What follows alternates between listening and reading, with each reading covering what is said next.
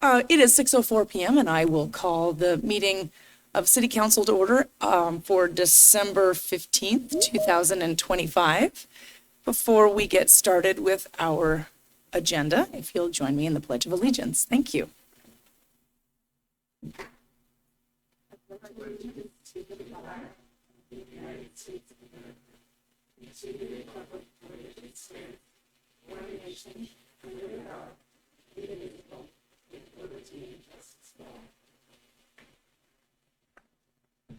All right. Thank you very much. Welcome to members of public that are here this evening and online, as well as to council. Our first agenda item here is to do a roll call for attendance. So Ms. Trimble, whenever you're ready.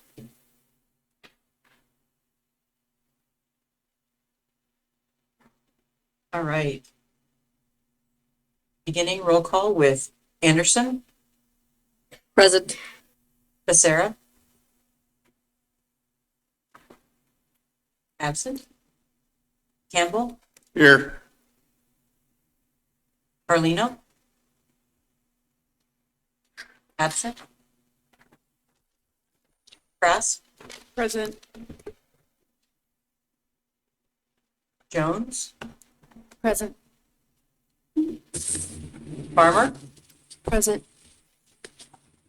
Jordan. Present. McCoy. Here. Nelson. Present. Nugent. Present. And Cheryl. Present. And we do have a quorum. Okay, thank you very much. We'll now move to the minutes. There are a set of minutes for your consideration, minutes from December 8th, 2025. Do any council members have any questions or suggestions? Okay. Not seeing any. Then we will go ahead and let those meetings stand as submitted. Pardon me for a minute while I reconnect to the internet. All right. Next up, we have our committee schedule for this coming Wednesday, December 17th. Claire, would you please go ahead and provide any updates if there are any changes to the committee schedule? Yeah, no changes from what we published on Friday. It's going to be a short day with only one meeting for land use and planning. Excellent, thank you. That meeting is 12:45 to 3:45. And As long as it takes. as long as it takes. All right, that's the attitude. All information is located on the City of Missoula City Council webpage in terms of agenda, schedule, and documents for those agenda items. All right, next up, we have special presentations and proclamations. We do have a neighborhood council update this evening, and that is for the North Side West Side leadership team. So the North Side West Side leadership team report, come on up.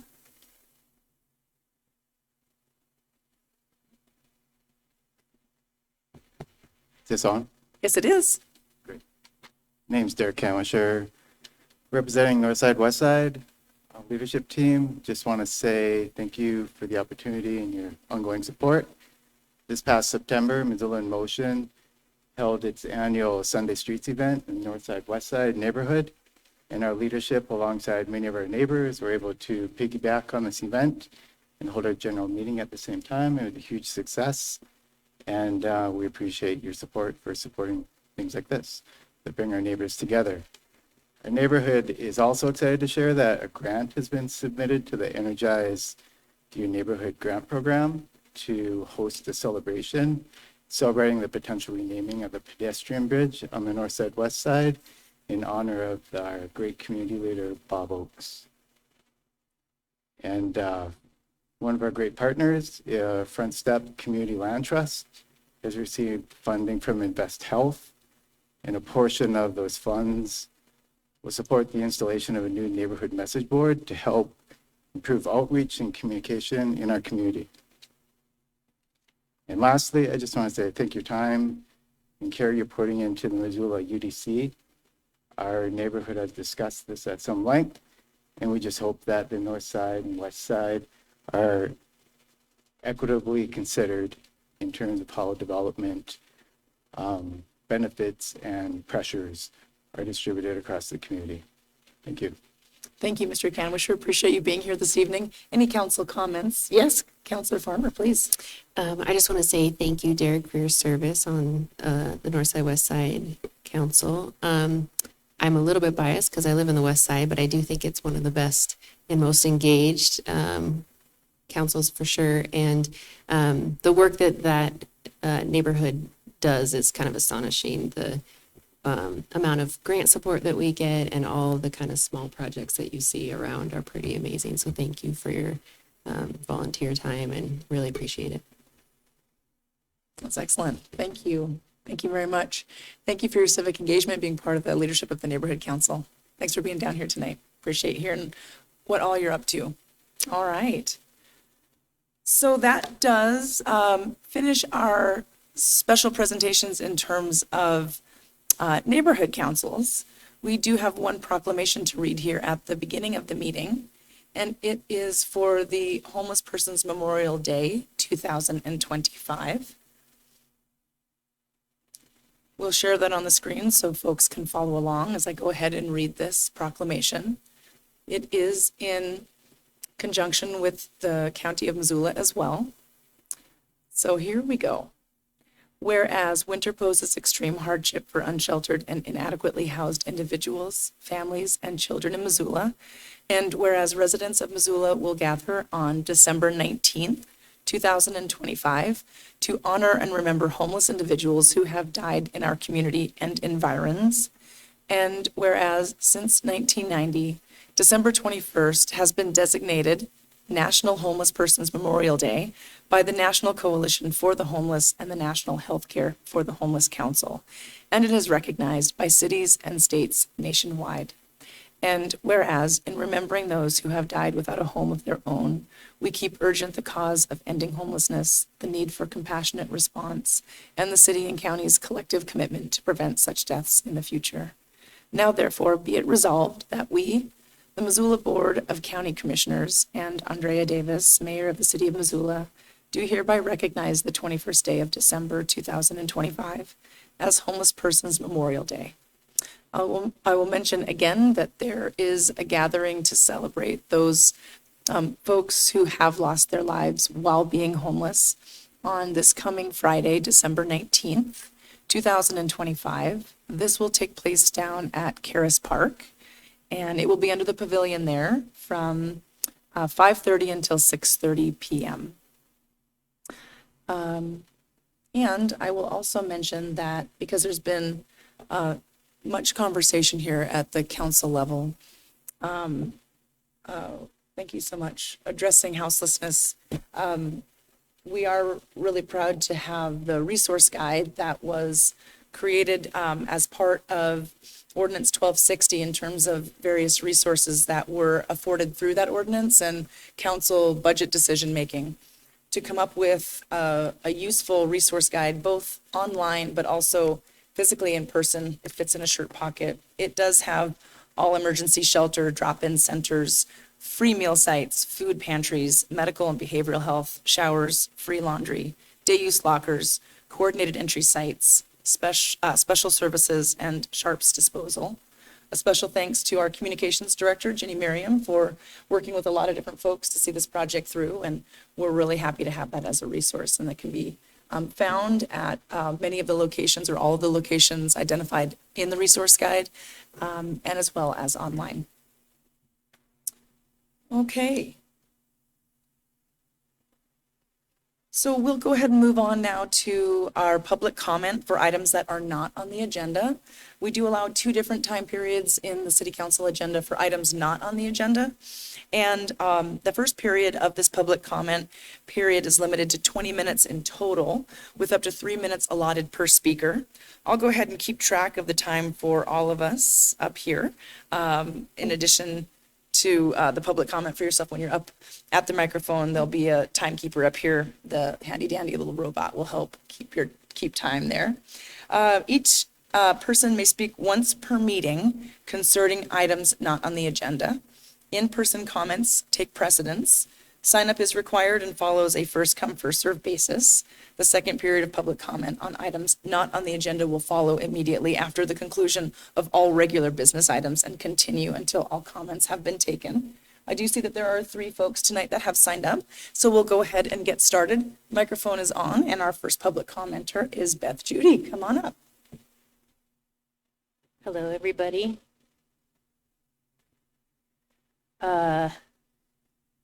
I'm commenting on the proposed zoning code, and I know this may not be the right meeting, but I'm leaving soon for about a month. So I'm just going to go ahead and speak here. Thanks first to everybody who's worked on the new zoning, in case they're listening in, and to City Council for intense study towards a decision that's balanced and best for Missoula. I'm from the Lower Rattlesnake, but I'm also very interested in all the historic neighborhoods, the oldest ones. So the west side, north side is part of my concern as well. And so some of my comments are specific to the Lower Rattlesnake, but they're also applicable more generally. And just a note that it was hard for me as a layperson on the city website to track where we are now in this process. So I hope my comments still matter. First of all, for 8 years, I was involved with the State of Montana Arboretum, which is the UM campus, where trees are very integrated with the buildings. I learned about setbacks and trees. When I talk about making a balanced decision about our proposed zoning, I ask you to consider trees and what they need to thrive. At some point in this code process, 10-foot setbacks were proposed for certain zones. If you think of a street's canopy, half of it goes into a street tree's canopy. Half of it goes into the street and the other half towards a building. On the City of Missoula's list of approved street trees, 20 out of 32 trees in the small category would fit that narrow setback, but most of those species are more like shrubs. For example, lilac, serviceberry, chokecherry, Rocky Mountain maple. The medium to large stature category, over 30 feet tall, lists 73 approved tree species. Only 4 out of 73 would fit in a 10-foot setback. Mature trees are not only valuable regarding climate for cooling and shade, but studies show they make communities safer in terms of crime and slower driving. Also, mental health, air cleaning, flood mitigation, increased healing and learning, and sense of community. My second point, imagining maximum building height, which comes up in discussing the code, is hard for many of us. So here's a tip.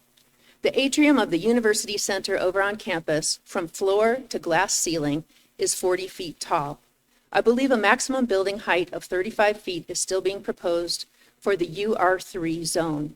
I support that. That is, if it can't be lower, and if we can't have UR2 in historic neighborhoods. Third, I've heard of one amendment recently proposed by the Planning Board to adjust the FAR formula in the UR4 zone to 1.2. I support that. It would allay some of my concerns for historic neighborhoods. 4, the effort before us should gain us more housing, but I thought the goal was affordable housing. Can we make landlords, is that 3 minutes? That is 3 Oh, minutes. okay. I just want to say that I worry about human greed, and we're going to have more housing, but will it be affordable? And so I just am asking for you to think about throwing the sweet babies out with the bathwater. Lastly, Thank you, Ms. Judy. I'm going to have Okay. to stop you there. But if you wish to provide more public comment to City Council, you're welcome to go onto the City of Missoula's website. There's a very easy form to submit your comments. Since it's already digital, it'd be real easy to do. Real easy to find on our website. You bet. Thanks for coming down tonight. All right. Next person who signed up for public comment on items that are not on the agenda is Mr. Spitzmacher. Okay, Montana Spitzmacher, Carol, let's address the deceit of 1975 Broadway. And some people got evidence of what I have acquired of the problem and the fact of the matter of the deceit. And that would be associated also with 1110 West Broadway. And you've heard it throughout the sessions of the fact of the matter, how I realized West Broadway and the management, especially 2 years ago, was it? December 21st, of what this individual thought of my physical physique, of she claiming or thinking I stole that dolly or moving dolly from someone, I'm sorry, this heavy physique peddled it to Harbor Freight, got it for 50%. And that's what created the problem, like the rest of the fact of the matter. And the deceit of this city and this council aiding and abetting, and the fact of the matter, since 1975, Broadway is owned by the county. I think we need the governor involved in regards to the state troopers, to the fact of the matter, the deceit that I documented, that a select few people got to see, and one of them is very well of the deceit of the past several years, and he cried when he seen what I have for perspective. And you got an email from me today, Mayor, and I can't give you the details why I suspect it. That's private at this time. And I'm concerned that I might be someone of next year of December 21st, as the circumstances are going, of the deceit. Thank you, Mr. Spitzmacher, for coming down. Let's make sure that we keep our tone respectful. That is the city council decorum, and if that is not possible, then you'll have to remove yourself. Thank you very much. I appreciate that. Thank you. All right, we'll wait for you, Mr. Spitzmacher, to exit, and then we'll go ahead with the next public comment.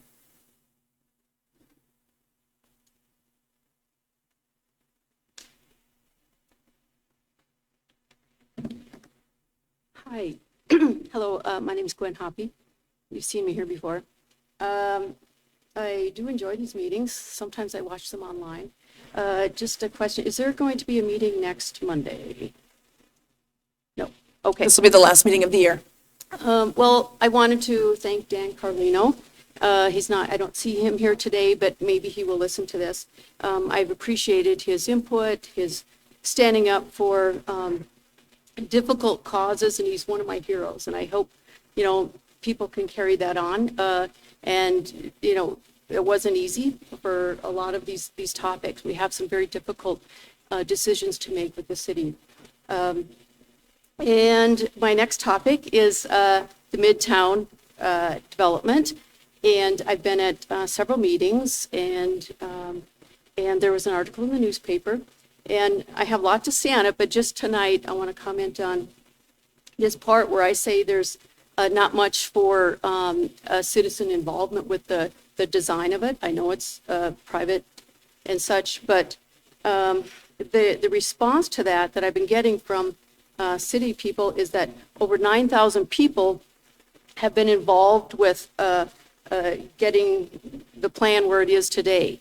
And I'd say that's a big stretch. And if there may have been 9,000 people involved with commenting on development and all sorts of things, but not necessarily on the Midtown area or specifically this development. There's no room for citizen involvement with that. So, but if you wanted to use those 9,000 comments from the people, there was a strong statement in there for affordable housing, and that has been totally pushed aside for the idea that, some other development will take care of that. And I think that needs to be brought back. I think the whole project actually needs to be brought back to the drawing board.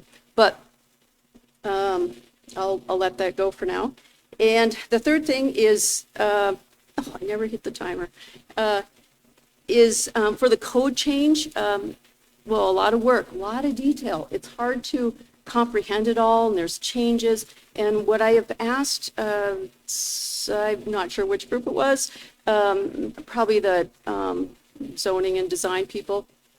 I'd love to see pictures of existing places, a house, a building, and draw over it what could be if it was maxed out, and then have these things in public places.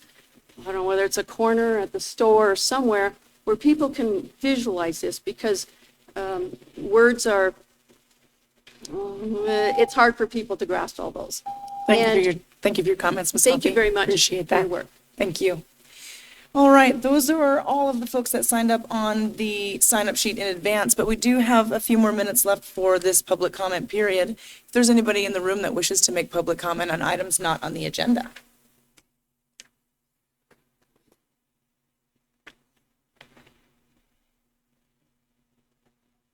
Hi, my name's Katie Thompson. Yeah, I just wanted to make a couple comments on the Midtown Commons as well. When that was originally brought as a potential purchase with public funds, I think the selling point was that that would give you control over what happens there and that there would be robust community input. That really hasn't happened. And generally, we get answers that are, oh, we don't know that yet, nothing's been finalized. And so we're just kind of stuck in this limbo of not really getting answers, not really getting input. Yeah, when I went to the parks meeting, which very much seems like putting the cart in front of the horse, there were probably 8 county employees there. It was pretty impressive for the show rate, and it felt like more interactive. Okay, you're considering what the community wants. I just wish also that often we're referred back to the Midtown Master Plan or all the other studies that have been done, and it just seems like that wasn't considered by what you guys are going ahead with, which doesn't include affordable housing, which doesn't include keeping any of the nature that's there, which gives us a 1.4 acre park, which doesn't really even meet the existing population surrounding that area, let alone the growth that's going to happen. So I really wish that you'd come back to the table and involve the community in what's happening. Also, I did want to thank you guys for extending the universal code that's going to be changing. I'm more of a paper girl. I went down to try to look at maps and things. You only have the new code printed out, not the old one to even see. Also, the acronyms have changed. I was an RM1-45. Now I'm a U-R4. I was a C1-4. Now I'm a U-MU3. I mean, I think it's just, for those of you who've been doing it for a while now, but for the community to really grasp, I feel like this has just been, okay, here it is. And I know you're going to say you've been working, you've had meetings, but I don't know that people have seen this compilation of what you've been working on. It feels new to me. And maybe I'm just behind the 8 ball, but it would be great if you have the old code there at the office, because I know they keep saying to me, even there, oh, you can get on the computer, and that is not the best form for everybody to look at things. So I would just encourage you guys to have that available for the public, as well as an old map. They have all of the new stuff, but none of the old stuff, to even be like, okay, here's what it was, here's what it's proposed to be. Thank you, guys. Thank you for your comments this evening, Ms. Thompson. All right, we still have a few minutes here in this first section if anybody is wishing to make public comment on items that are not on the agenda.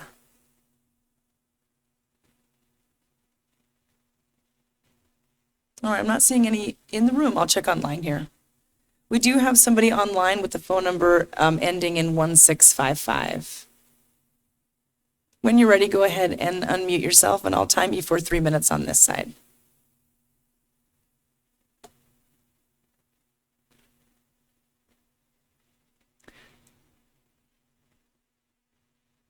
Okay, I see your hand up.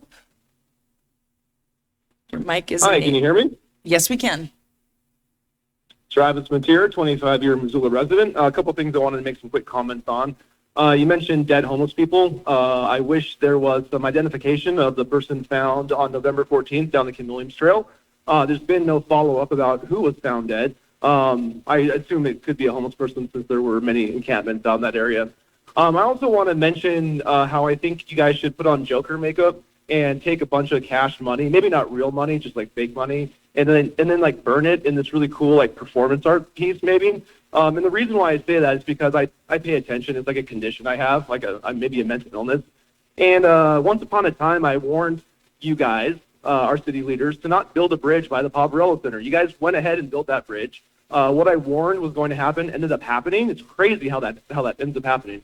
And now my understanding is the West Broadway corridor plan is going to include removing that bridge for around the same cost that it took to make it. So literally what you guys all could be doing is paying someone to dig a hole, and then a few years later, like refill that hole. That's like the same kind of action that's being taken, because for $800,000, a bridge to nowhere was built, and now it's going to be removed at around the same cost, $800,000. Now, I'm not good at math, but I think that's $1.6 million that you guys should get together in like the form of like a physical like currency, and then just take some gasoline and a match and burn it.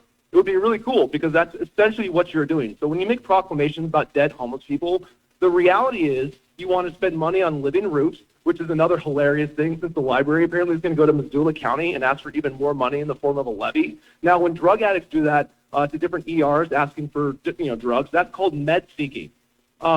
So when people pay attention like I do, when they get quote-unquote civically engaged, what they see might become so disturbing that they start having emotions and feelings. And I'm glad to know that tone is a very important thing. You guys police tone. I'm trying to keep my tone adequate so that I don't exhibit enough emotions that actually is the result of watching you guys do the things you do year after year after year. And then when the budget blows up in your face, you either go to MRA for a remittance or you just blame the state and say they're mean because they don't give you guys a sales tax or a tourist tax, whatever new tax that drug addicts like our leadership in our proud community is engaged in. So I hope there's an intervention at some point. I hope Missoula could like develop a Doge kind of approach to really getting into the nitty gritty and seeing how fiscally insane you guys actually are, because you guys are fiscally insane. When you do the same thing, expect different results. Einstein, he was a pretty smart guy. He said, crazy. That's crazy. 15 seconds left, I feel Mr. like I'm Mentier. getting a little crazy, so I'm going to go ahead and end it. You guys keep on doing your great work. It's so funny. Man, you guys are hilarious. All right. That does wrap up our public comment on items that are not on the agenda. We'll move on to regular business of City Council now. That includes a public hearing this evening. Public hearings. State law and City Council rules set guidelines for inviting community comment in a formal way on certain issues. Following a staff report on each item, the City Council and the mayor invite community comment. City Council holds a public hearing on the item, a member of council makes a motion, and a vote is taken. The public hearing and vote will take place on the same night unless there is a reason to hold the vote over to a later meeting date. The item we have tonight, 6.1, there is one public hearing. It is a planning fee schedule amendment. We have a staff member here, Kirsten Hands, to present that for council. Ms. Hands, when you're ready. Good evening, City Council, Mayor Davis. Tonight, we're looking to adopt an updated community planning, development, and innovation planning fee schedule, and I have a very short presentation for you. Just a moment, I'm going to share my screen.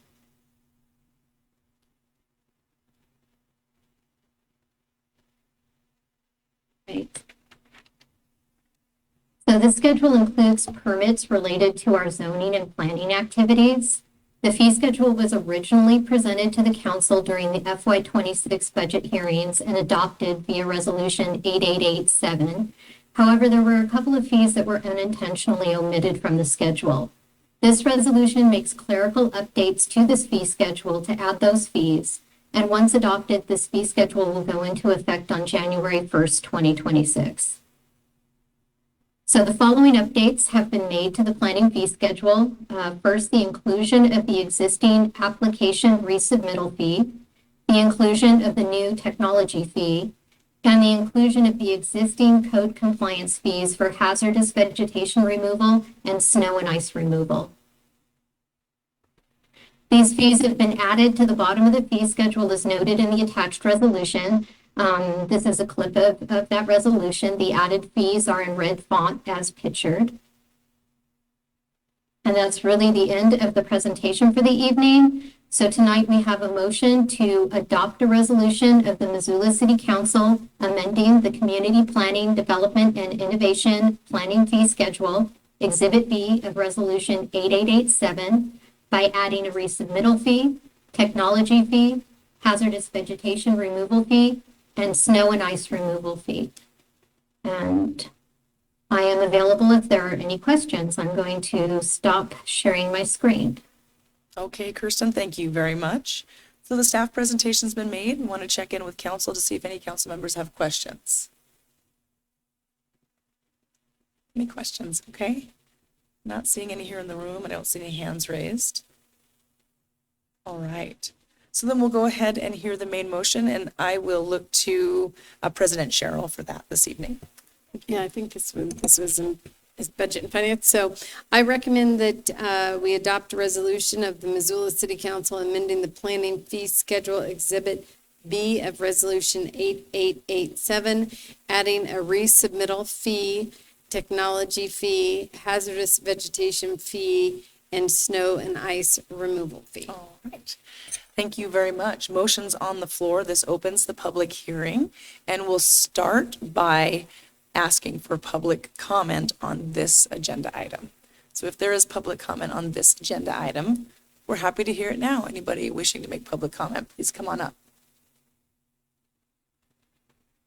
Okay, I'm not seeing any in the room.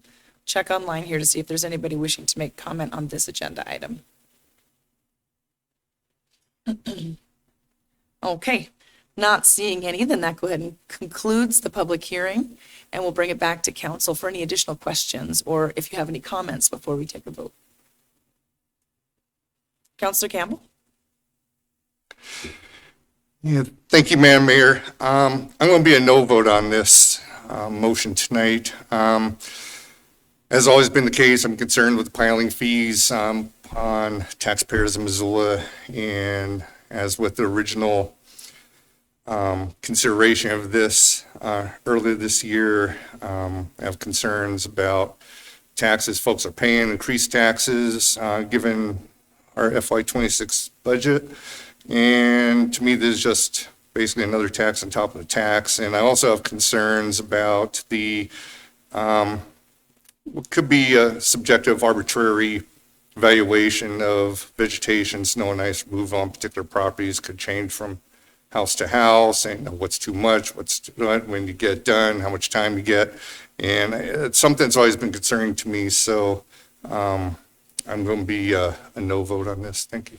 Okay, thank you for your comments, Councillor Campbell. Any additional council comments? Okay.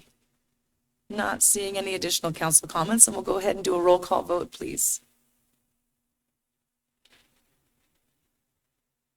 All right, voting on our only public hearing this evening. Motion to adopt a resolution of the Missoula City Council amending the planning fee schedule, beginning with Anderson. Yes. Campbell, No. Trask, Yes. Farmer, Yes. Jones, Yes. Jordan.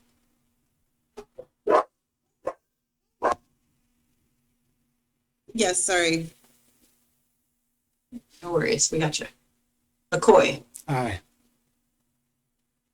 Nelson, Yes. Nugent, Yes. Cheryl, Yes.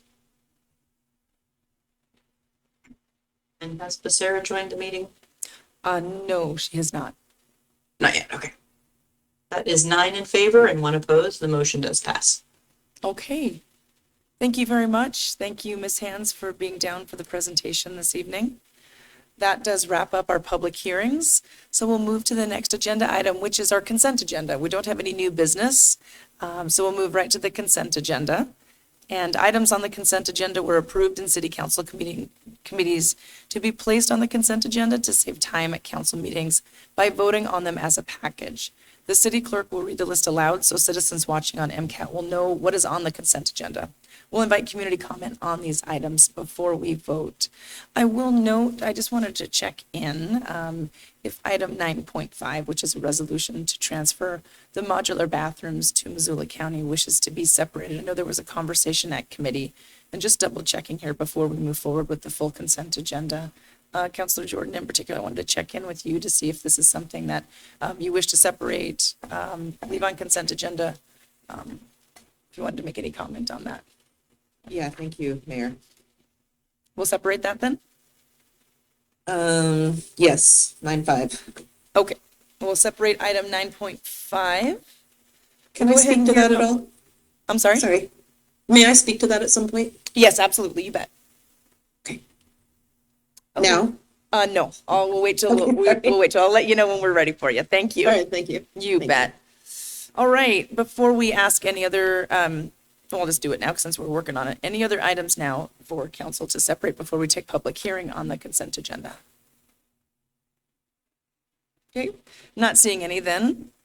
We'll go ahead and hear Ms. Trimble, the reading of the consent agenda, please. Sure. On this evening's consent agenda, we have a motion to approve accounts payable for claims or checks dated December 16th, 2025 in the amount of $3,544,203.93. We have a motion to set a public hearing for January 12th, 2026 to review amendments to the R Missoula 2045 land use plan. We have another motion to set a public hearing for January 12th, 2026 to review the City of Missoula Unified Development Code or Title 22 and the City of Missoula zoning map. This is the first reading and preliminary adoption of that action. We have a motion to approve and authorize the mayor to sign an amended collective bargaining agreement with the Garden City Compost Teamsters to add the cemetery staff. We have a motion for the city council to adopt a resolution to declare the modular bathrooms used at the Johnson Street Emergency Shelter as surplus and to declare the city's intent to transfer that property to the city of, or the Missoula County. That is the item being separated at this time. We have a motion to set a public hearing for January 5th, 2026 for the wireless communication facility conditional use request located at 5425 Garrett Street and refer the item to the Land Use and Planning Committee for a presentation on December 17th. We have a motion to adopt a resolution establishing a municipal planning commission for the city of Missoula subject to MCA 76-25, which is the Land Use and Planning Act. We have a motion to authorize the mayor to sign the City Valley Irrigation Construction Contract for the Great Northern Well Pump Replacement Project. We have a motion for the mayor to sign the City Valley Irrigation Construction Contract for the Dixon Well Pump Replacement Project. We have a motion to authorize the mayor to sign the professional services agreement with RPA for the West End Farms Park Test Well. We have a motion to authorize the mayor to sign amendment number 3 to the Master Energy Performance Contract with McKinstry Ascension LLC to design and construct the wastewater phase 2 solar array at a cost not to exceed $786,995. We have a motion to approve and authorize the mayor to sign a construction contract with Jackson Contractor Group for the Broadway Building Solar Photovoltaic System at a cost not to exceed $410,813. Okay, thank you very much. We'll go ahead and turn it over to public comment for items that are on the consent agenda. So we'll take public comment on the consent agenda now. If anybody wishes to make public comment for the consent agenda, come on up.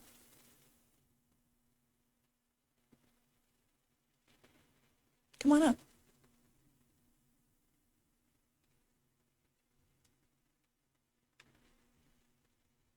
Hello. Hello, council members and mayor. Thank you for the opportunity.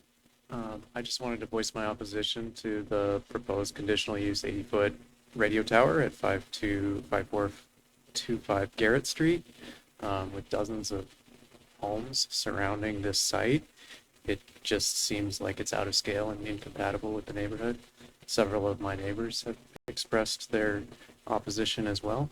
And I didn't notice any support for this project on the list of agenda attachments tonight. In my letter, I outlined the ways that the proposed use fails to meet the conditional use criteria in Title 20, and I'll just touch on a few.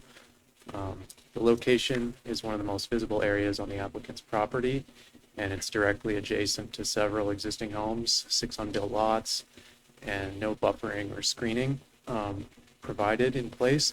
not even a tree, shrub, anything. It's a parking lot adjacent to a neighboring street. The applicant has acknowledged that the tower will emit a constant 55 decibel hum, which is an intrusive, irritating noise, and I think it's unacceptable in a quiet neighborhood with a lot of wildlife frequenting the area. Several viable alternatives do appear to exist. They could co-locate on an existing tower. They could site their facility on a different property in a non-residential zone, or they could broadcast digitally. I would urge you to discard the application for failing to meet the conditional use criteria. Thank you. Thank you for coming down for your comments. Could you please include your name for the record, please? Yes, Kurt McGrain. Thank you, Mr. McGrin. Appreciate it. Anybody else for comments on the consent agenda?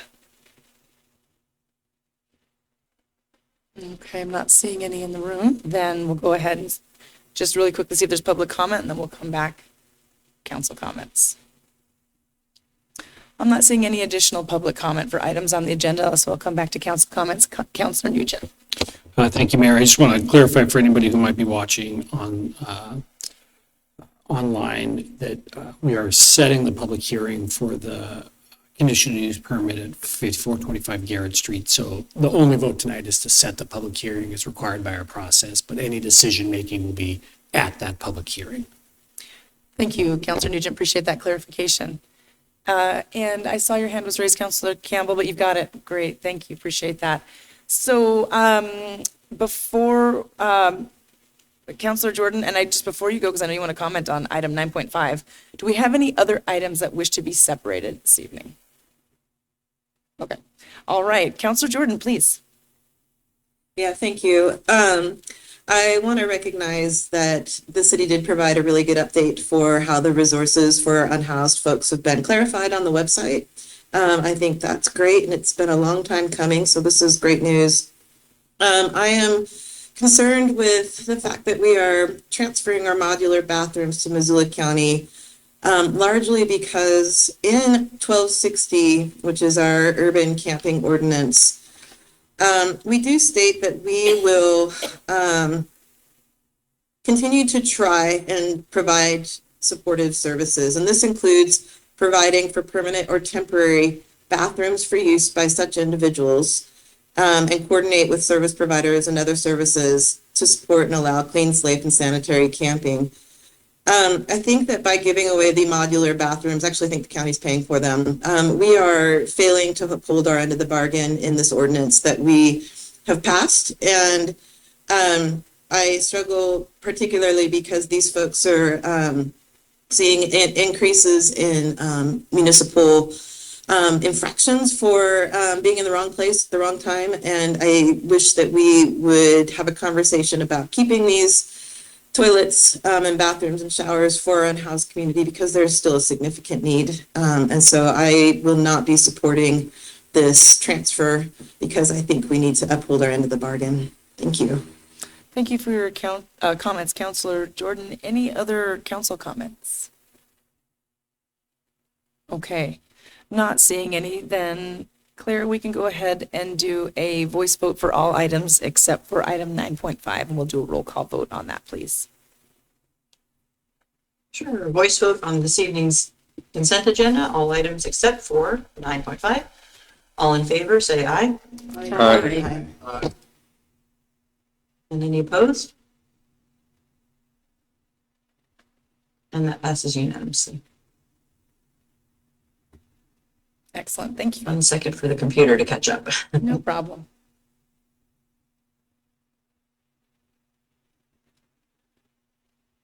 All right, moving on to item 9.5. We'll do a roll call vote.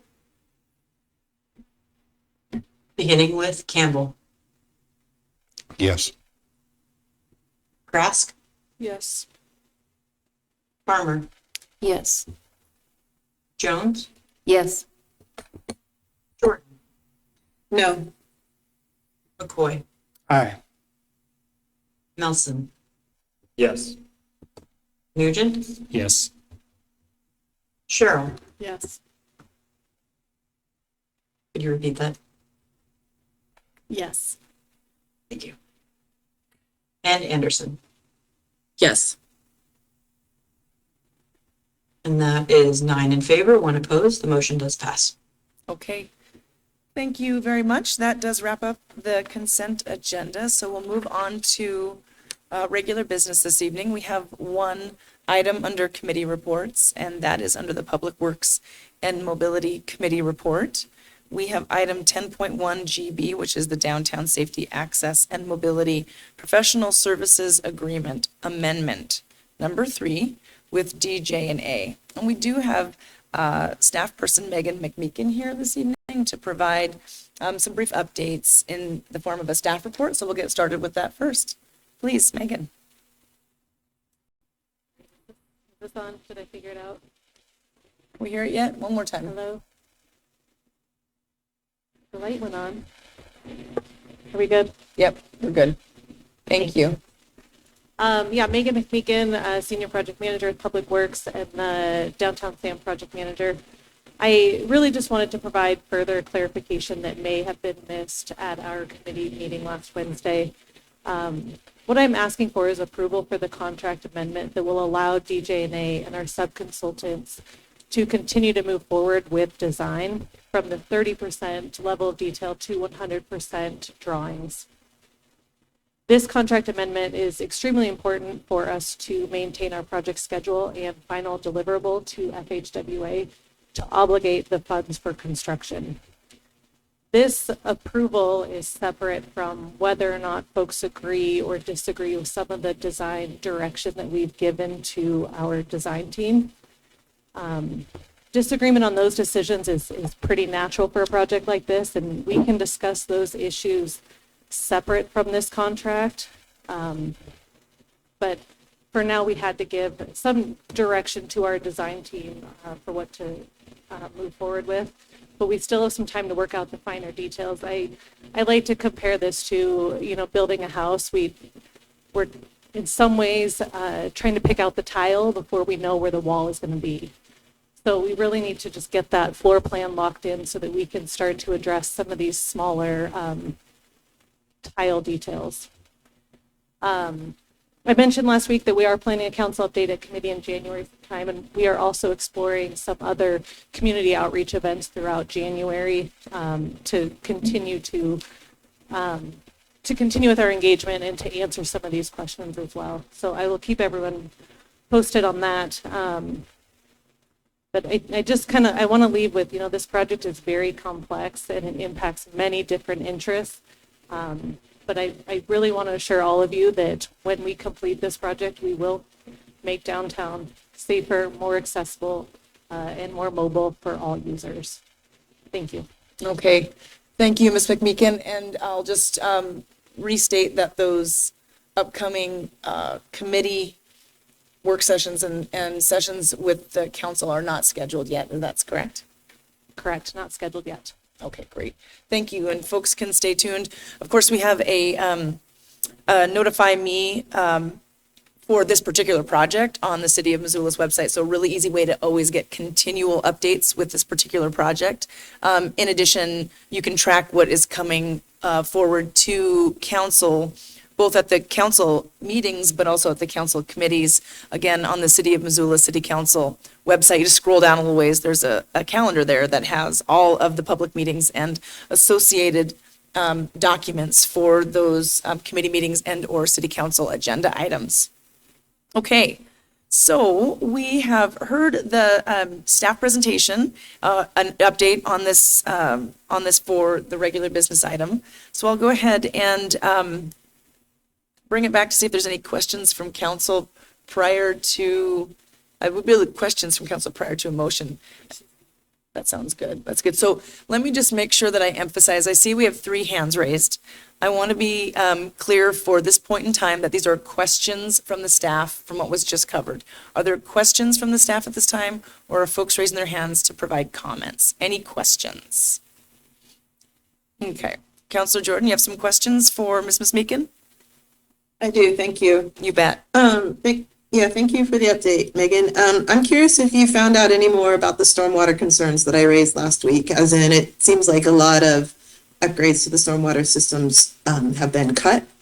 And I'm curious if you can provide an update on what that means and if anything's changed between now and last week.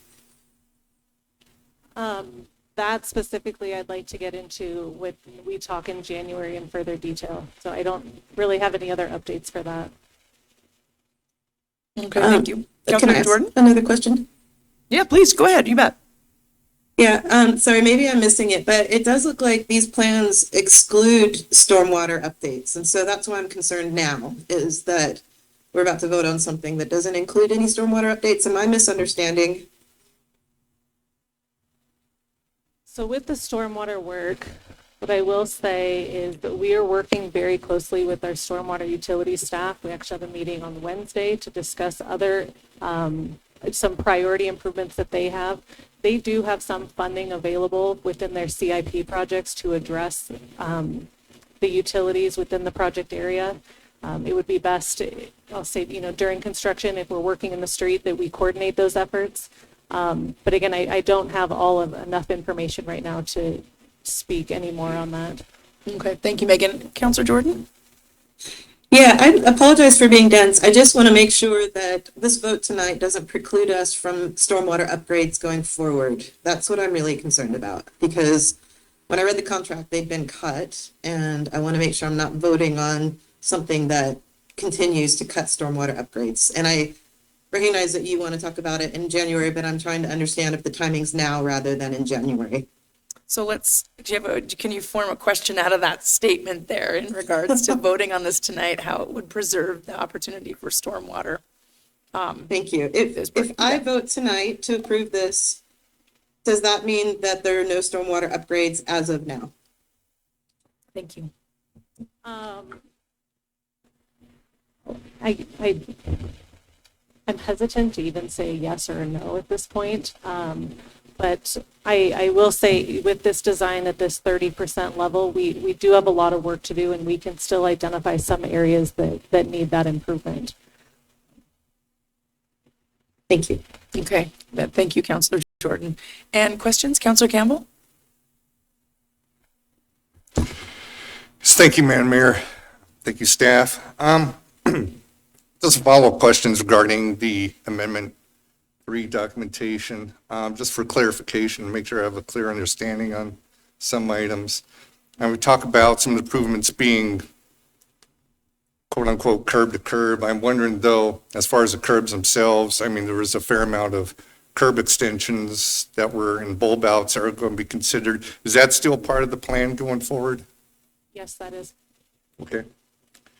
And then secondly, there's some verbiage in there about the Patty Street reconstruction. I'm talking about the dead end down there by would be the east lot of Caris, and where it kind of intersects to the river trail down there. It seems, if I'm reading it correctly, we're going to maintain those improvements to connect Patty Street to the trail down there, but as far as any modification or narrowing or any sort of sidewalk, street improvements to Patty Street itself, is that out? Yeah, so the commitment within our grant agreement is only to enhance the trail from the riverfront trail to the end of Patty Street. So what we're moving forward with in this 60% design is to only do just that. While our 30% drawings showed a lot more enhancements to Patty Street, that's all been reduced down to only that trail enhancement to connect that, to make it ADA accessible from the end of Patty to the riverfront trail. Thank you. One more, if I may. Please. So there's a whole section in there about funding, and particularly contingency funding, and it talks about, basically a substantial set aside for cost overruns, which is what I think we're kind of running into here with the case of the ADA ramp. If I'm reading it correctly, it looked like there was a 50% contingency set aside on that for cost overruns, as well as a 4% annual inflation factor. I'm just wondering, with that built into this contract to begin with, particularly the 50% contingency, which is fairly substantial for that ADA ramp from the bridge on down to Caris, why we're reconsidering on so many of these different items, be it the Ryman Street ramp, things we just discussed. Yeah, I'm going to rephrase your question to make sure I understand this. Are you asking why we're seeing some costs increase since then? Is that? Well, that's part of it. I mean, the other part of it is, in light of, the substantial contingency that's set aside within the funding, basically, as I'm understanding, or if I'm understanding correctly, a buffer of cash, to hopefully compensate for, what I think most people would say would be, normal increases in construction costs over years. So we build contingency into that. We have that contingency funding there, that buffer, why we're still having the difficulties with what it is that we want to produce at this point. Yeah, I would say, our 30% design showed what we needed to do per our grant agreement and then some. It showed additional enhancements to the project area that were not factored into the original or to the grant agreement itself. So I would say that's contributing to some of these cost, I'll call them overruns or being over budget right now. So we've had to really dial that back to not do the and then sums and just dial it back to what we committed to. With the delivery method we have for this project of the construction manager, general contractor, we have a contractor on board to help us at these checkpoints. So with this design moving forward to 60%, we will have Jackson Contractor Group at that time also cost everything out and make sure that we are within budget. I think some of these project elements, we had a lot of input of what we think it could be, and it's kind of, I use this example back in September where you go shopping with my daughters and hey, we're going to get all the bags and all the shoes and all the top of the line things, but really we need to scale that back and make sure that what we're building we can afford. So this is a continual process, and we'll go through another checkpoint here at the end of January. Thank you, Megan. Okay. Thank you. You bet. Absolutely. And questions, Councillor Jones? Yes, thanks. Thanks for all the information, Megan. And it's a big project with a lot of different moving pieces. I just wanted to go back in time. If you could speak to the fact that when the grant was originally applied for several years ago now, what the priorities were, because I don't think stormwater was even included in the grant application. That really, stormwater discussion came around in the 30% design when if there were some potentials and some opportunities to address it, and then there's maybe some pulling back. And I understand that stormwater is still something to be clarified, but if you could speak to what the priorities were in the original grant application, and that frankly is what, for the $24 million, that's what we have to be able to check those boxes to ultimately be reimbursed for all of this. Right. Our priorities for this project, and I'll go through each of the 4 project elements. Higgins Avenue, the goal there is to convert from 4 lanes down to 3 with improved bicycle facilities and sidewalk amenities. Front Main is to convert Front Main from one-way streets to two-way streets with improved amenities as well. Widen the riverfront trail with added or enhanced connections at Ryman, Patty, and Kiwanis, and then the Bear Tracks Bridge ADA ramp from the east side of Bear Tracks Bridge down to the riverfront trail, and then retiming of the signals. So it's largely transportation related. Okay. Thank you. Thank you for your questions. Any additional questions before we hear a motion and then public comment? And then it'll come back to council comments, of course. All right. Don't see any additional questions. Then Councillor Farmer, will hear your motion, please. Sure. I approve and authorize the mayor to sign contract amendment number 3 to the professional services agreement with DJNA for tasks related to the final engineering services at a cost not to exceed $2,470,940. Okay, thank you very much. So motion has been made, and before we come back to council comments and take a vote, we'll open it up for public comment on this agenda item. Any public comment on this agenda item?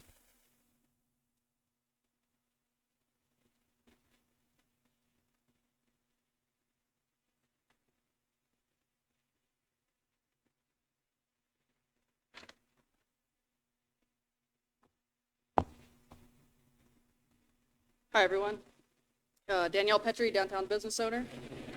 First, I'd like to apologize. I've been coming to you guys complaining about this project incessantly with no resolution. So I've come up with an idea that I'm going to propose for you all today, and hopefully we can all come to terms with something that'll work for everybody. So I think our goals are all the same. That's for downtown to be a safe place for everyone. And hopefully we can also agree that everyone's goal is for this project to be completed within the budget that we're constrained by. So without pulling money from other places in our community that need it. So we have to figure out a way to balance the needs of the community while staying within the budget. I'm proposing that we limit the size of the project area to just the hip strip south of the river. This area is currently way more dangerous than the downtown area north of the river, as the road feels too narrow and there are no dedicated bike lanes. I'm told this is probably done from sidewalk widening that happened many decades, probably before I was born, but I can't really speak to that because I wasn't here. We can limit these funds to the smaller area. This is going to give us more money and more time to do things right. Fix the stormwater issues, fix the crown in the road, raise the bike lanes above street level. We'll still have to limit Higgins to 2 lanes of travel, but this will give us a chance to see if it works. The business owners south of the river also gave more positive feedback on the project. When the project leaders went to question business owners, people north of the river really didn't like it. People south of the river, more positive feedback.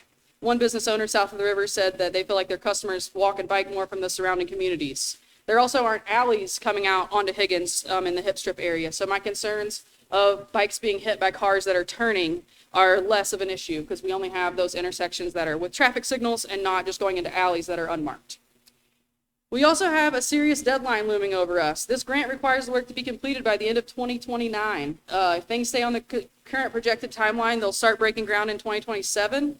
And I'd like to know, when in the history of all projects have you ever seen something that takes 3 years to plan and then they're able to build it in the same amount of time, 3 years?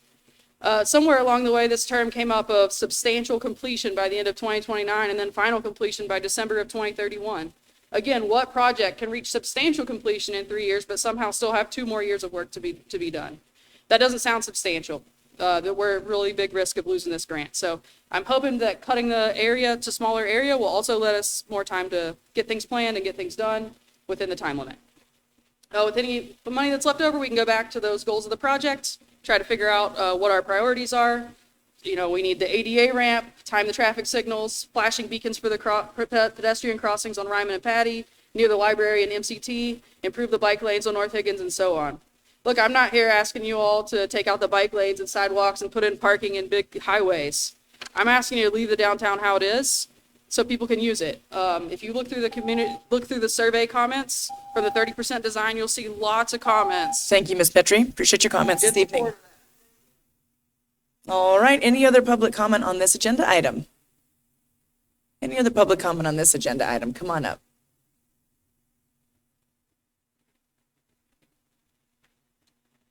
Good evening. My name is Owen Kelly. I'm a lifelong Missoula resident and worked in the downtown area several times over the course of my working years. I'm here to speak about the Downtown SAM project, specifically the part that includes narrowing Higgins. I understand that's baked in, but I feel that that was decided prior to sufficient public input. Myself and most people I talk to feel this is a step in the wrong direction. Feel the city has done a good job trying to get the message out to the general public, but people are not engaged, as almost everyone I talk to has no idea this is part of the plan. For many people, it's reminiscent of the Broadway road diet, which often backs traffic up on Broadway from Orange Street to Ryman Street during busy times of the day, sometimes nearly reaching Higgins Avenue. I was employed by a local downtown business that closed when Southgate Mall opened, turned downtown into a ghost town for several years. I fear this project has the potential to harm downtown businesses in much the same way, given that it's a multi-year construction project. Why would anyone lease a downtown space knowing that they will have to deal with an ongoing project that could keep people from easily accessing their business for the next couple of years? With the recent announcement of a 150-room hotel planned at the old Missoulian property, along with about 80 residential units, there's the potential for another couple hundred cars accessing that property primarily at the intersection of Higgins and 4th. This will undoubtedly cause more congestion in the downtown area, with a lot of that traffic coming from the north over the Bear Tracks Bridge. Also, the loss of 80-plus on-street parking spots will hurt downtown businesses, especially when you consider that the Ingen building will eventually house 400-plus employees and will need to accommodate members of the public doing business there as well. This building has no parking lots for employees or customers. They'll be competing for parking spaces with downtown shoppers and employees. The future development of the Riverfront Triangle will bring more people to the downtown area as well. Missoula has experienced incredible growth over the last few years, and it appears that it will continue. This part of the project will push vehicle traffic out of downtown, and maybe that's the underlying intention. But it's not good for downtown businesses, and they're the ones with the vested interest. That traffic will be pushed to the Madison Street and Orange Street bridges, funneling traffic into more residential areas such as 5th and 6th Streets. This will make those neighborhoods busier and more dangerous for the people who reside there.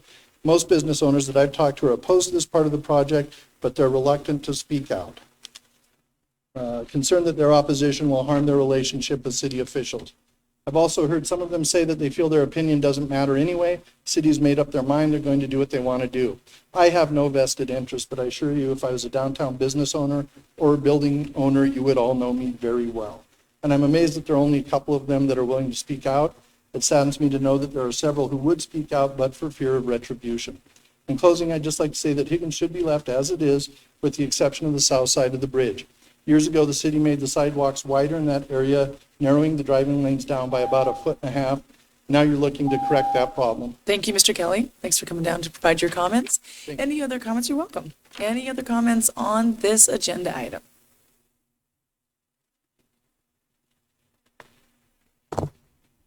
Good evening, Mayor Davis, City Council. My name is John Wolverton. I live on the very near north side, and I want to urge you to move the Downtown Sam project forward by voting yes on this item.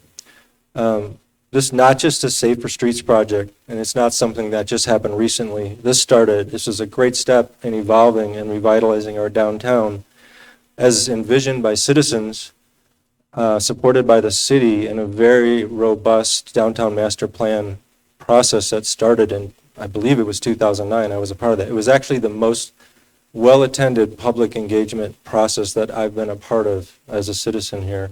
And then this downtown master plan was actually updated and reaffirmed in 2019. And this project is one of the key components to helping to revitalize our downtown. It's revitalizing is not just be a phase. It should be a continuous ongoing process where we react to what the markets are telling us and we review updated information as it comes in.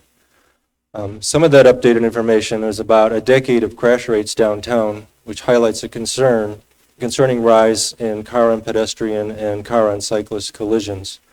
This project will serve to protect those vulnerable street users much better with dedicated left turns for the cars and much better intersections and much better signalization. Additionally, we're seeing more use of our transit services, meaning more pedestrians on the sidewalks, and also they'll be needing improved bus stops, which is something this project will enhance. There's a lot more to like about this project. Almost all the elements are really good. I wish we could actually do more, but I understand that we are constrained by finances. But there's a lot to like about this project, and I urge you to approve this item and move the Downtown Sam project forward. Thank you. Thank you, Mr. Wolverton, for your comments. Any other members of the public wishing to make public comment on this agenda item? I'm not seeing anybody in the room. I'll check online. See if there's anybody online that wishes to make comments on this agenda item. All right. Not seeing any then, I'll go ahead and bring it back to City Council for any council comments. And Councilor Melson, I see that your hand is raised, please. Yeah, thanks, Mayor Davis. I just want to disclose that I have a professional relationship with DJ&A. And even though the work that I do for my employer is in no way related to this project, I do feel it's important to recuse myself on votes when contracts are being awarded to avoid any appearance of conflict of interest. So I'll be abstaining from this vote. Thank you. Thank you for your disclosure, Councilor Melson. Councilor Jordan. Yeah, thank you. I think that I overwhelmingly and overarchingly approve of this project, but I have continued and consistent concerns that we're not addressing stormwater in a meaningful, proactive approach. For example, we've seen ponding and flooding on the Franklin to Ivy because we didn't address the stormwater needs when we redid them. And I think that it's just good governance and municipal oversight to when you do the roads, you got to do the stormwater as well. Otherwise, as I mentioned earlier, the stormwater system will just fester under a brand new road that will then require us to redo the road, pull the road up and address the stormwater issues and redo the road. So I think that we need to make sure that stormwater is always in our plans when we're doing surface improvements. So I'm going to vote no on this because of the focus on stormwater not being clear, but I am supportive of the project. Okay, thank you for your comments, Councillor Jordan. Councillor Campbell. Yeah, thank you, Madam Mayor, and thanks to staff again for your work with that. I know you've done a ton of work on this project over several years now. But I'm not going to be in support of this amendment tonight. To continue with your analogy about, worrying about tile when the house hasn't been built yet, for $2.4 million, I'm really wondering whether we should be buying the property at all, to be quite frank. I have concerns about the Higgins Avenue Diet project generally and about the project's future. At the outset, or at least since early 2023, the idea of turning Higgins Avenue into a 3-lane corridor seems to have been predetermined, baked in, if you will, despite strong opposition from downtown businesses. We've seen many businesses come out against this project in the form of a letter to then Mayor Hess, and then again soon after during their town hall meeting some weeks later at the Winwood Theater, which I attended prior to my time on council. I've attended a working group meeting for the SAM project some months ago. Most of the discussion that day centered on bridge ADA ramp concepts as well as the Ryman Street ramp, improvements to which are now severely limited. I've met with staff and other downtown interest groups, and I've tried real hard to keep an open mind on this project. I thought as time passes, perhaps watch all this unfold, that would kind of acclimate to it, like an acquired taste of some food delicacy. But at the end of the day, I find myself in opposition to this project. It costs too much, reduces parking, constrains traffic, and negatively impacts businesses. At present, I'm aware there are still businesses operating in the downtown area opposed to this project for most of the same reasons I just mentioned. And now we find several of the features that were sold in the original plans are being reduced or eliminated, separated and elevated bike lanes, Ryman Street improvements, Petty Street modifications. Councilwoman Jordan mentioned stormwater infrastructure concerns, all in order to keep the project within budget despite substantial built-in funding for contingencies. Given the amount of time yet to pass until construction actually begins, I fear these overruns are only the beginning. Now, to be clear, I'm normally very appreciative of doing things it takes to stay within a budget.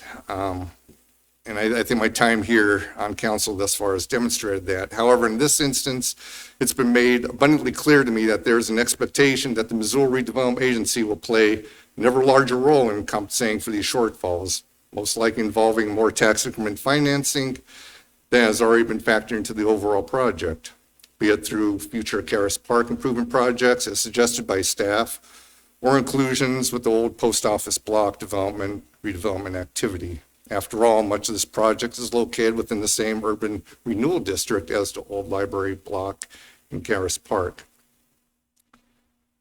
Looking forward, at the same time we're going to constrain traffic volume and eliminate over 80 parking spaces, the city is moving forward with renovation of the old federal courthouse building, the Ingen building on Broadway, which will consolidate city and county employees in a space where today there are extremely limited parking options. On the southern end of the project, there's a possibility of a new large-scale residential commercial development at the old Missoulian building, further taxing parking and traffic. In summary, it's clear to me that this project does not meet the needs of the downtown business community. It removes parking from downtown and along the hip strip. It does not meet the needs of commuters to and through downtown, who overwhelmingly do so by automobile. It can't deliver on what was originally proposed within budget. It fails to consider future development, and most importantly, it invites a much larger role for the Missoula Redevelopment Agency in the utilization of more TIF to compensate for cost overruns and items that can't get accomplished under the original downtown SAM plan. For these reasons, my vote will be no to this amendment. Thank you, Madam Mayor. You're welcome. Thank you, Counselor Campbell and Counselor McCoy. Thank you, Madam Mayor. Let's see. I abstained on this vote in committee in large part because I wasn't feeling well informed enough about this particular project. And I think what I'd like to do, and maybe with a little bit of Megan's help, is help myself understand, and maybe some of the public, exactly what we're voting on here tonight. Because it feels to me like there are some very valid concerns being brought forward. However, there is also a process of bureaucratical grant receiving that we've entered into with the federal government. And, you know, we're in the process of laboring through that project and that grant proposal. And my understanding is with accepting that grant, we have been putting together this plan and trying to figure out what it is we can do and want to do. And that is the engineering aspect that we're looking at here, and the money that we're voting on here is approval for that. And this is a big step in this process to bring us into the stage where we can talk more specifically about the project and what we can do, and then what might be possible. And it feels to me like in our desire to roll this out, we presented a lot of the possibilities before we knew what we could do with the money we have. So I just want to clarify and make sure that, you know, what we're voting on tonight is really about these engineering costs and then giving us the ability to continue to move forward with this project. And concerns that Councilor Campbell has of overrun, I share, but I don't see how that's actually in the works yet, because we haven't gotten to the stage where we can set up our plan and see how much it's going to cost and what we're specifically going to do. Same thing with stormwater. That's important to me as well. However, we have to have the ability to get to that stage of this process in order to communicate with our streets and structures department in order to make those plans viable, is my understanding.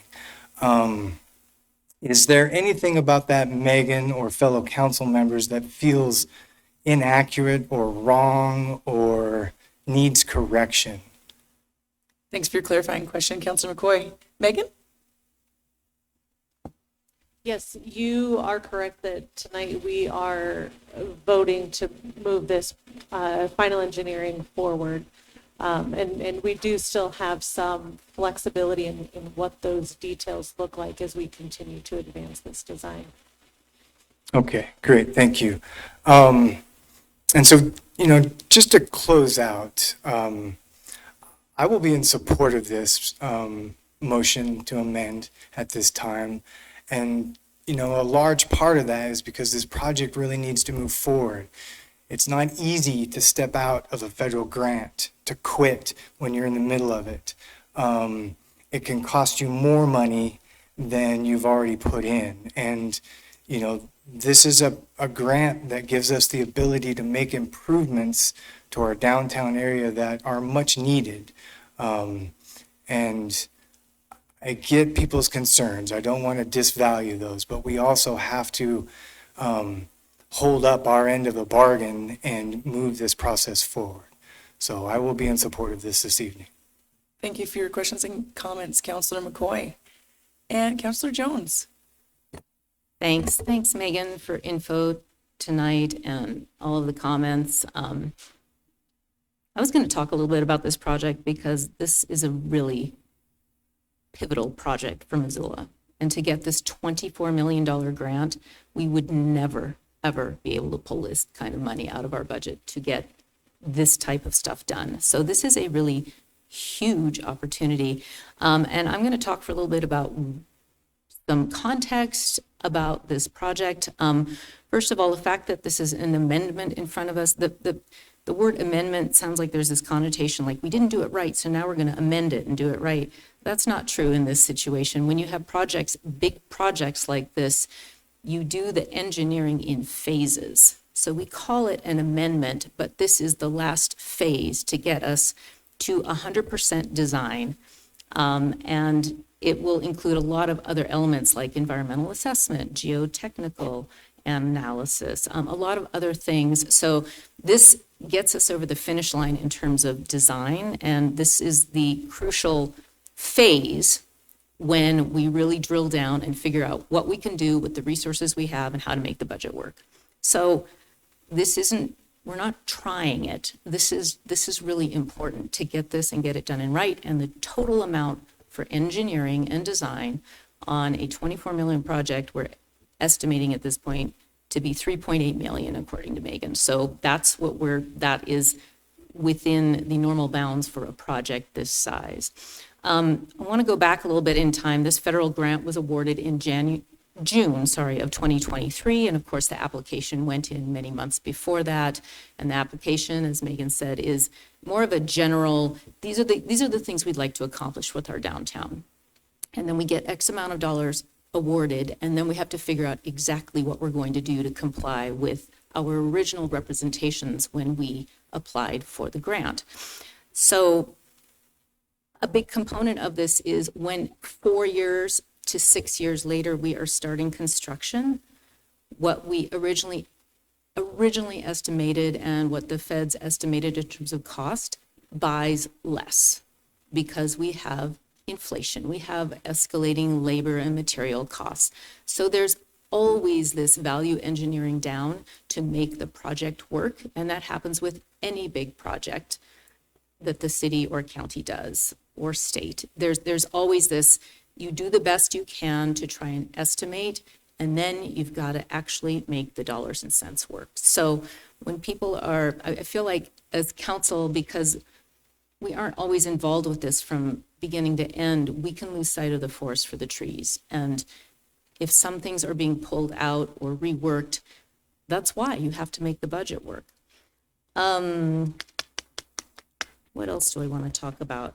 I keep hearing from some folks that there's no safety or accessibility or mobility with this project. So I want to go through some of the specifics and why this project addresses some of those. Bike lanes on the hip strip are really, really important. And if anybody wants to go ride their bike on the hip strip, go ahead. I won't. It's extremely dangerous. You get over the bridge then if you're coming north, and then you have bike lanes from the bridge to Broadway. They're better than the hip strip, okay, but they're not great. And by the time I finally, on my bike, cross Broadway and get over to the lanes that are recessed for bikes, you breathe a sigh of relief because you feel a lot safer. So yes, all of that needs to be addressed. And that is safety. The front and main conversion, having 2 lanes in one direction creates a host of problems. You have higher speeds. You have the double hazard where bikes and pedestrians are trying to cross, and there's a danger there because the car in the second lane doesn't always see somebody trying to cross. We had this exact same conversation with 5th and 6th Street. There's a lot of issues there with safety that going to 2 lanes, which we have discussed since 2008, we have done a study on it. It makes for a much safer environment. Folks talk a lot about parking, which is an ongoing issue with this project. I know there'll be a lot more discussions. Both of our big parking garages downtown are on Front and Main, which are one-way streets, and they're hard to get to because of that. You want to get to parking more easily? We need 2-lane streets. And then finally, there's a lot of discussion in terms of safety about going from 4 to 3 lanes. So if you all recall years ago, and it was referenced tonight, Broadway went from 4 lanes down to 3. Prior to that, we had a lot of fatalities. In these 17 to 18 years since we've had the new configuration, we have had no fatalities. That's safety. And yes, downtown, I think we can go from 4 to 3 lanes. It's a lot safer if you are either on a straight through lane or you're going to turn left instead of the, oh, darn it, somebody in front of me, I'm in the middle lane, they put their blinker on, and now I'm going to have to do a quick turn into the right lane is just so much safer, better flow of traffic. And I want to point out that the FHWA, Federal Highway Administration, recommends 3 lanes over 4 for safety reasons. Accessibility is a huge component of this project.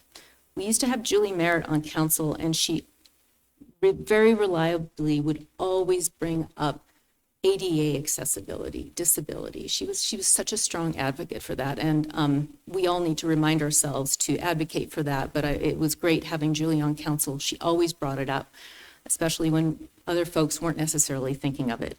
That ramp from the east side of Bear Tracks Bridge down to East Caras Park creates accessibility.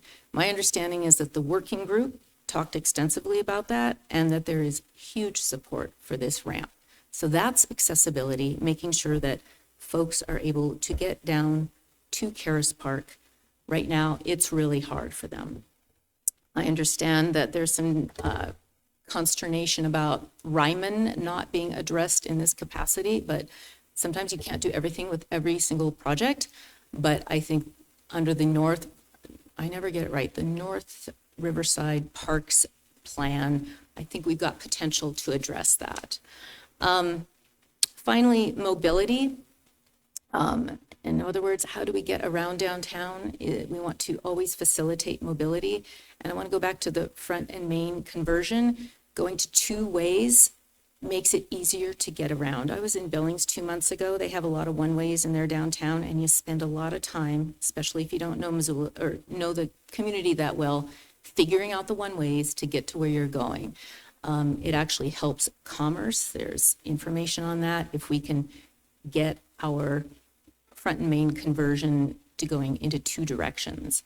And then the bike lanes will create better mobility.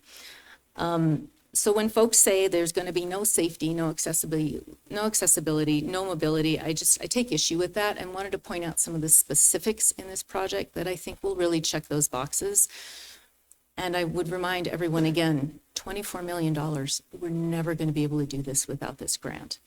I want to say a big thanks to the working group because I know there have been 11 meetings, 3 hours each meeting for the last 12 months. That's a huge amount of participation, and my understanding is it is a really robust group with great conversations that has provided a huge amount of input to the design team. So thank you for that.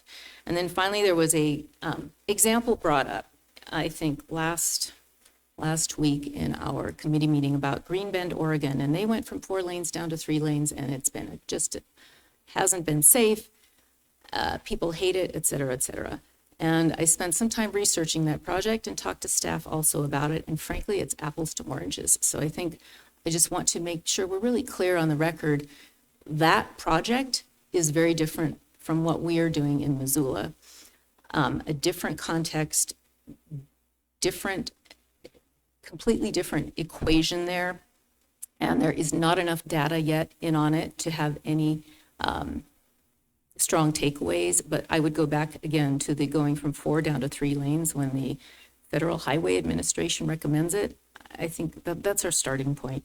So I just want to say this is our opportunity to do it right. I know we're going to have an update in January, and Megan, thank you for that, but I know there are new folks coming onto council. I wanted to provide some context. I'm happy to talk with anybody more about this project because this is a huge opportunity for Missoula. Happy to sit down, have coffee, talk about it more. I don't want to get stuck on the details. We need to keep our eye on the ball with this one. Happy to vote yes on this last phase of design and engineering so we can get our plan dialed in, and then we'll have an update in the spring and get this thing moving forward. Thank you, Councilor Jones. And Councilor Nugent.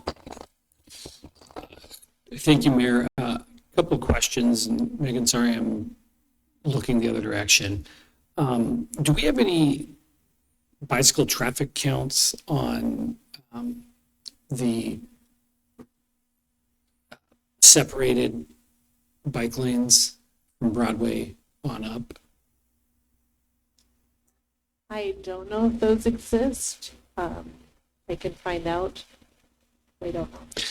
Okay, because I just, as we're making decisions, I I hear from a lot of bicyclists that they don't like those because they come in and out of traffic. And I do kind of tend to agree that it feels like that decision's been made.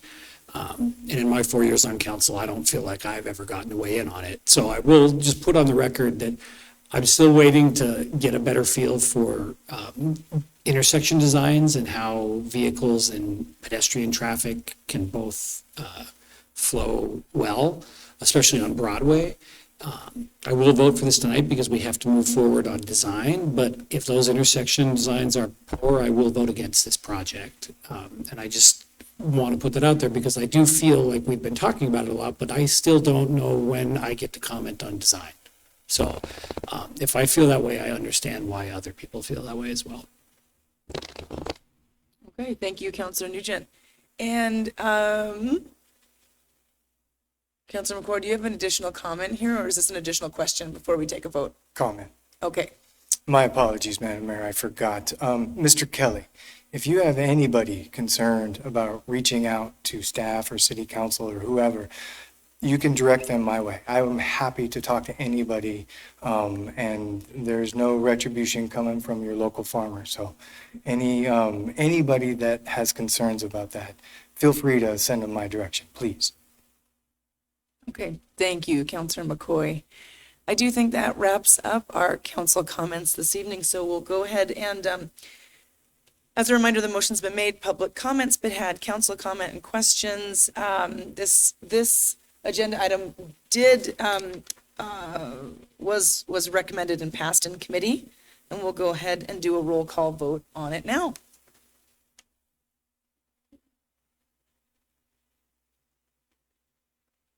All right. We are voting on item 10.1.G.B, a motion to authorize the mayor to sign a contract amendment number 3 to the professional services agreement with DJ&A for tasks related to the final engineering services at a cost not to exceed $2,470,940. Beginning with Krask. Yes. Farmer. Yes. Jones. Yes. Jordan. No. McCoy. Yes. Nelson. Abstain. Nugent. Yes. Cheryl. Yes. Anderson. Yes. Campbell.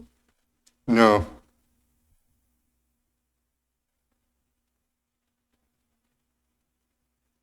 All right, and that is 7 in favor, 2 opposed, and 1 abstention, so that motion does pass. Okay, thank you all very much for a robust discussion, and Ms. Meakin, thanks for being here this evening for additional information. Looking forward to additional ongoing conversation around this project in January when this comes to committee. So we are now back to item number 11, which on the agenda is public comment for items that are not on the agenda.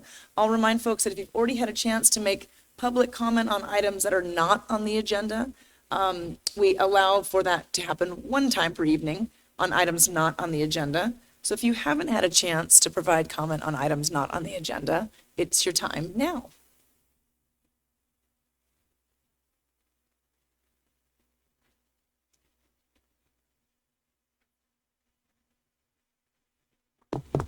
Hi, everyone. So through the process of kind of dealing with this SAM project, I've been talking to a lot of people, a lot of citizens, a lot of business owners.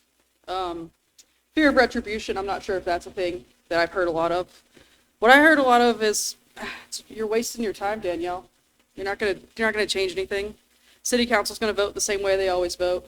They agree with me, and I say, come to city council, fill out the survey, and it's just constantly, they're not going to listen. You're wasting your time. I'm wasting my time.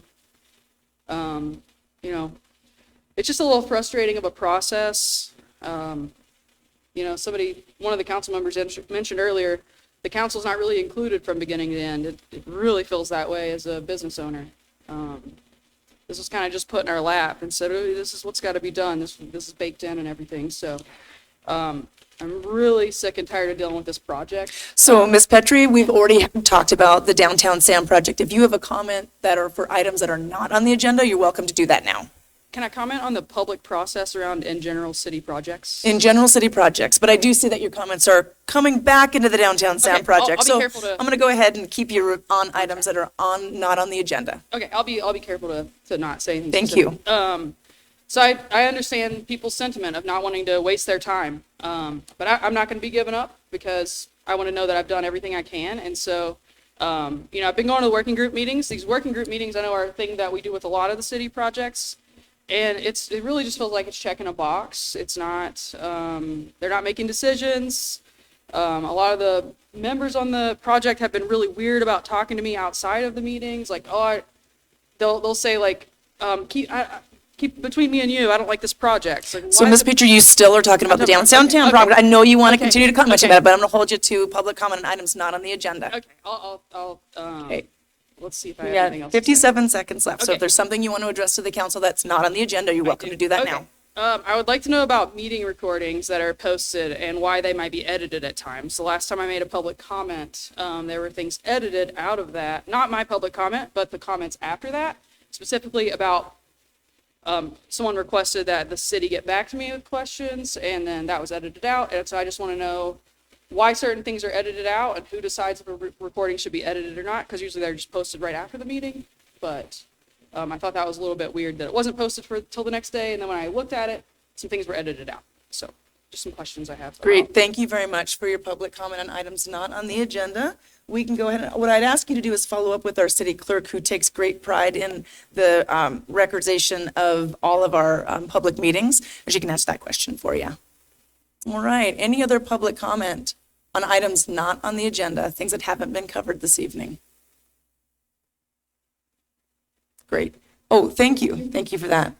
Claire, do you have some clarification to provide? Yeah, I would be happy to address this on the record immediately. We have been having some technical glitches with our meetings where small sections are missing. It is not active editing. Nobody is editorializing with our editing. We have an active open ticket with our streaming provider to address the issue. And so we are working on it, but it is not someone picking and choosing. It's blips that are kind of random in the record, but we are aware of the issue and we are working to resolve it. Thank you very much for that, Ms. Trimble. I appreciate you providing that information. Thank you.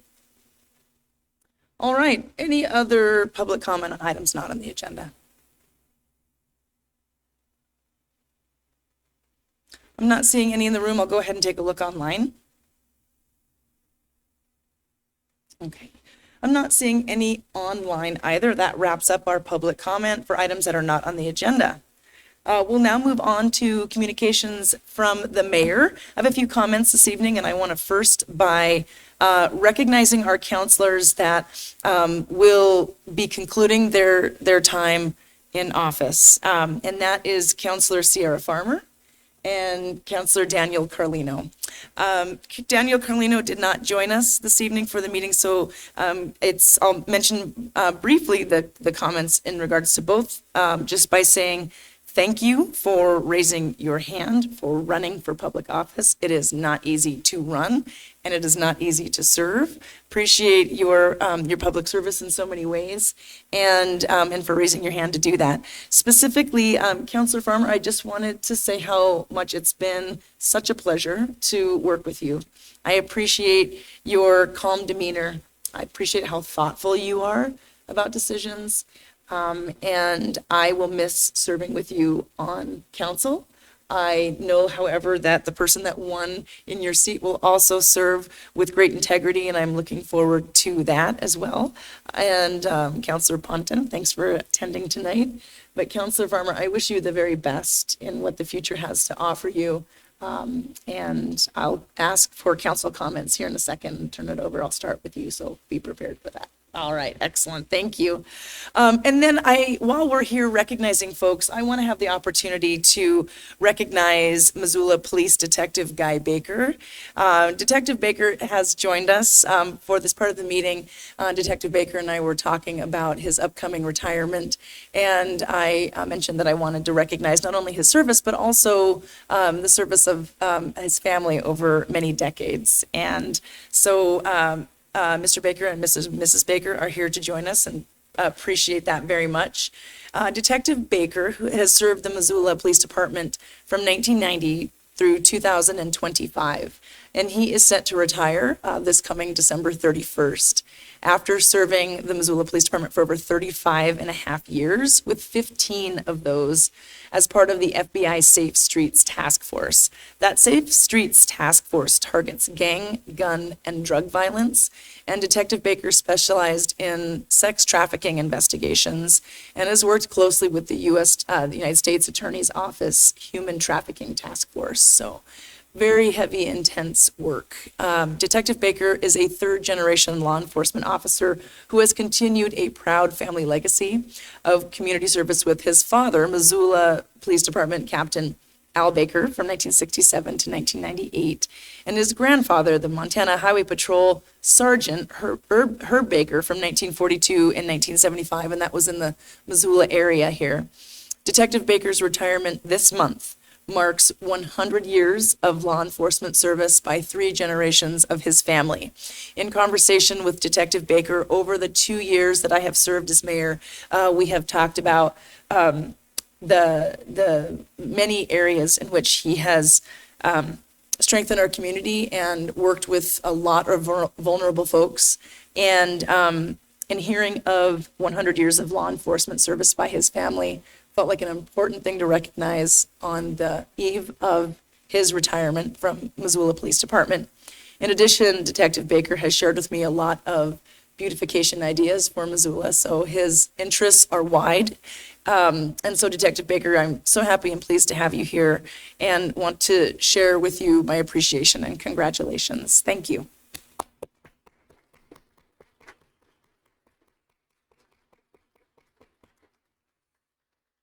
It's great to have you here amongst your colleagues, amongst your peers, and amongst those that you serve here in Missoula and beyond. And with that, I'll just revert to a little bit of business here before I turn it over to council comments, which is to say that this is the last city council meeting of 2025. City council was poised to meet next Monday if code reform had moved forward with the originally projected time frame. It has not. There has been an additional full 30 days or beyond added to the code reform time frame. So I do want to mention that our next city council meeting will be on Monday, January 5th in 2026. New council members or those that are returning with a new term, and a mayor returning with a new term, will be sworn in on Monday morning, January 5th in this room at 9 a.m. There is an upcoming committee meeting this Wednesday. That's all focused on land use planning. Couple of items on that agenda. And I just wanted to make sure I mentioned that for folks, that there will be a full 2 weeks off for the upcoming holidays in which council will not meet and the committees will not meet. Okay. Well, with that, I'd love to turn it over to council comments, and I'd love to start with Councilor Farmer, if I could. Thank you, Mayor.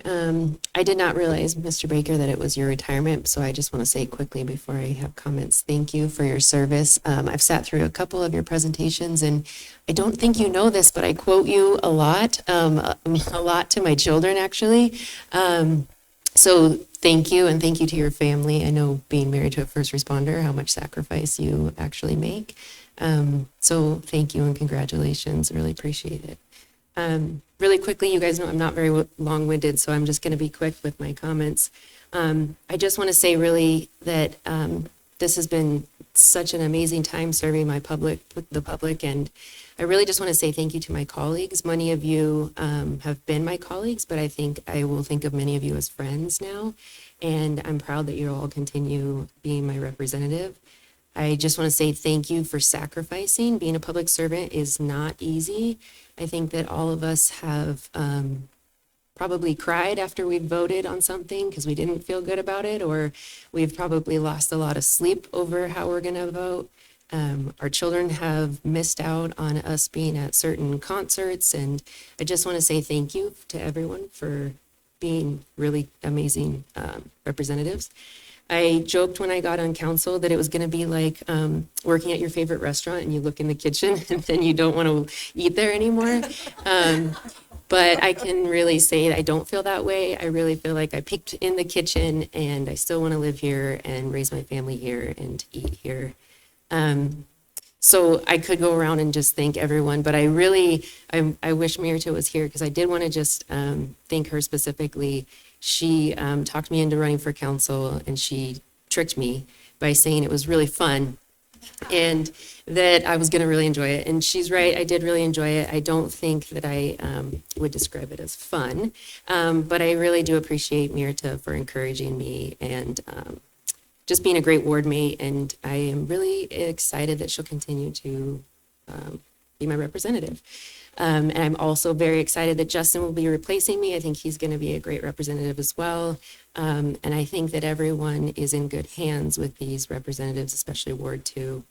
I think I just want to finally say, you know, as I leave, I just want to say to our constituents and to council more now than ever, be really mindful of being able to disagree and still work together. It's more important than that we can be respectful and come together and build consensus. And sometimes that means compromising.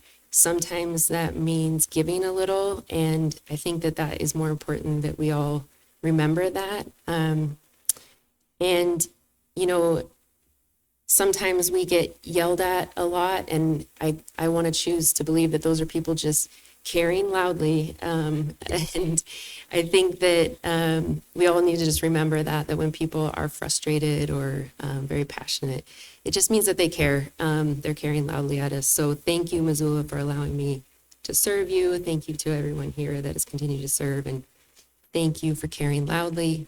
And I think you're in great hands. Thank you so much, Councilor Farmer. I'm going to bring it back to President Cheryl, please.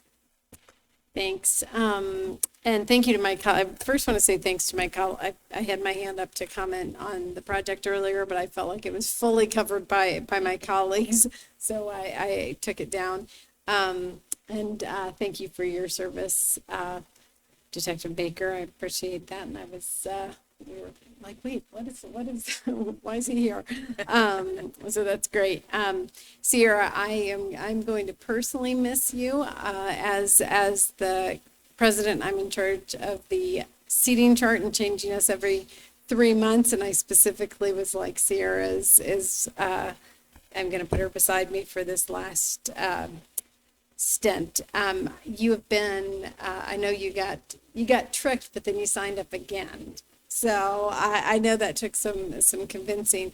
I've really appreciated your steady, calm voice and demeanor on council, and what you say about kind of crossing the aisle and working with each other. I think you have lived that during your stint on council.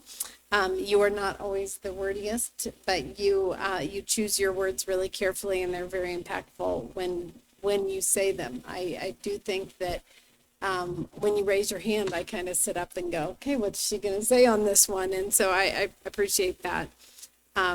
You're absolutely right. All of us are here just because we love this community. It is a part-time job that does not feel part-time and is can be a thankful job, but also can be a thankless job. So I appreciated Ms. Farmer sent a list of all the contentious items since she's been on council, and it was very, very long. And I love that you just kept that. I love that you kept that for, you can put it in a little, you should print it and put it in a little box, frame it, something. You know, I think that there's always opposing pressures in this job, and I think Betsy, we were weighing an issue last week and trying to figure out what was the best and a difficult thing. And I was like, welcome to council. This is what you're doing every day. And I think that most of the time you go home going, I did the best that I could. And sometimes you don't love the decisions you have to make. So anyway, I am going to miss you. And I'm glad that I got to sit beside you for this last stint. And thank you so much for your service. All right, thank you, Councilor Sherrill. I'll go ahead and continue with folks in the room. And so I'm making my way around the horseshoe to Councilor Nugent. Thanks, Mayor Davis. I'm going to use caring loudly a lot, so I think that's a good describer. I'm sorry to see you go. That's no knock on your replacement, but I was disappointed when you decided not to run because I've enjoyed serving with you, and I think you were the right person at the right time for our council in a kind of a chaotic environment. And I think you've brought a very common sense and rational approach. You don't get too high, you don't get too low, and I think that some of us really appreciate that a lot. So I've enjoyed getting to know you. I've enjoyed getting to serve with you, and I think your constituents have been well served and lucky to have you. So thank you, Detective Baker. I don't know if this is going to make me seem young or you seem near retirement, but I remember when you used to come into classes when I was at Sentinel High School. I never took those classes, and I always missed out because everybody loved it when Detective Baker came to class and everything you talked about. And then I ran for council only a couple years later. And I got to hear you give updates that were always interesting and sometimes very scary. But what I appreciated was the passion and attention that you had for what you do and what you've done and bringing issues forward that I think most Missoulians don't want to talk about. And I think people like you are very important. And I hope that your big shoes in that department are filled. But I want you to know that I appreciate all you've done to make this community a safer place. Thank you, Councilor Nugent. Appreciate that. Councilor Krask. Thank you. Thank you, Detective Baker. I haven't gotten to know you, but I hope I will in your retirement. Sierra, I just want to say that it was really great to be able to serve with you for a brief period of time and get to learn from you and get to experience your steadfast dedication to constituents and to our city. And I'm deeply grateful and just really inspired by you, so thank you. And the other thing that I wanted to say was just a huge thank you so far to Claire and her team for the council orientation that they've put together, all the departments that have participated